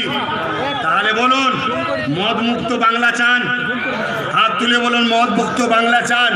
যারা এই হাত তুলছে সত্য তো নাকি? মদ মুক্ত বাংলা চান? রেপিস্টদের শাস্তি চান? মা বোনেদের বিবাহের জন্য, ইজ্জত বাঁচাবার জন্য, লড়াইয়ের অধিকারের জন্য লড়াইয়ের দরকার আছে না নাই? এমন করে গণতান্ত্রিক প্রক্রিয়া গরিব মেয়েদেরকে পড়ানোর জন্য অর্থের ব্যবস্থা চান? আপনার আমার মেয়েদের বিবাহের জন্য অকাপ সম্পত্তির টাকা পেতে চান? দলিত আদিবাসী ভাইয়েরা, হিন্দু ভাইয়েরা আপনাদের সম্পত্তি, দেওবত্ত সম্পত্তি, বন দপ্তরের সম্পত্তি চান? তাহলে আপনাদেরকে বলে যায়, একটা বার আব্বাস সিদ্দিকীকে বিশ্বাস করে যে জায়গায় আমি প্রার্থী দেবো, আমারটাকে জিতান, আর যার সঙ্গে সাপোর্ট করব সেই জায়গায় আমি বলবো ওনাকে জিতাতে আপনাদের ভোট দিতে হবে। রাজি আছেন? হাত তুলে বলছেন রাজি আছেন তো নাকি? এই হাতটা মোমেনের না মুনাফেকের? এই হাতটা সত্য না মিথ্যা? এই হাতটা সত্য না মিথ্যা? আপনার অনেক কিছু কিছু ভাই দেখছি হাত তোলেন, তাদেরকে আমি নেবে মারছি? তাদের সম্বন্ধে কিছু বলছি। অনেকে হতে পারে হাত তোলে না তো কি হয়েছে, তথাপিও ভালোবাসে। হতে পারে সে একটু কমজোর, তাকে হাত তুললে হয়তো চাপ দেবে, এদিক না বেঠিক। কিন্তু আপনারা যদি হাত তুলে ধোকা দেন, মিথ্যা বলেন, এটা কি ভালো হবে? আমি জোর করেছি আপনাদেরকে, কথা বোঝা আসছে ভাই? আর কথা বাড়াবো না, রোদের চড়া বেড়েছে, শুধু এটা দেখবেন, যদি বলেন তাহলে দেখাচ্ছি। হ্যাঁ, আর ওটা ওটি করলে হবে না।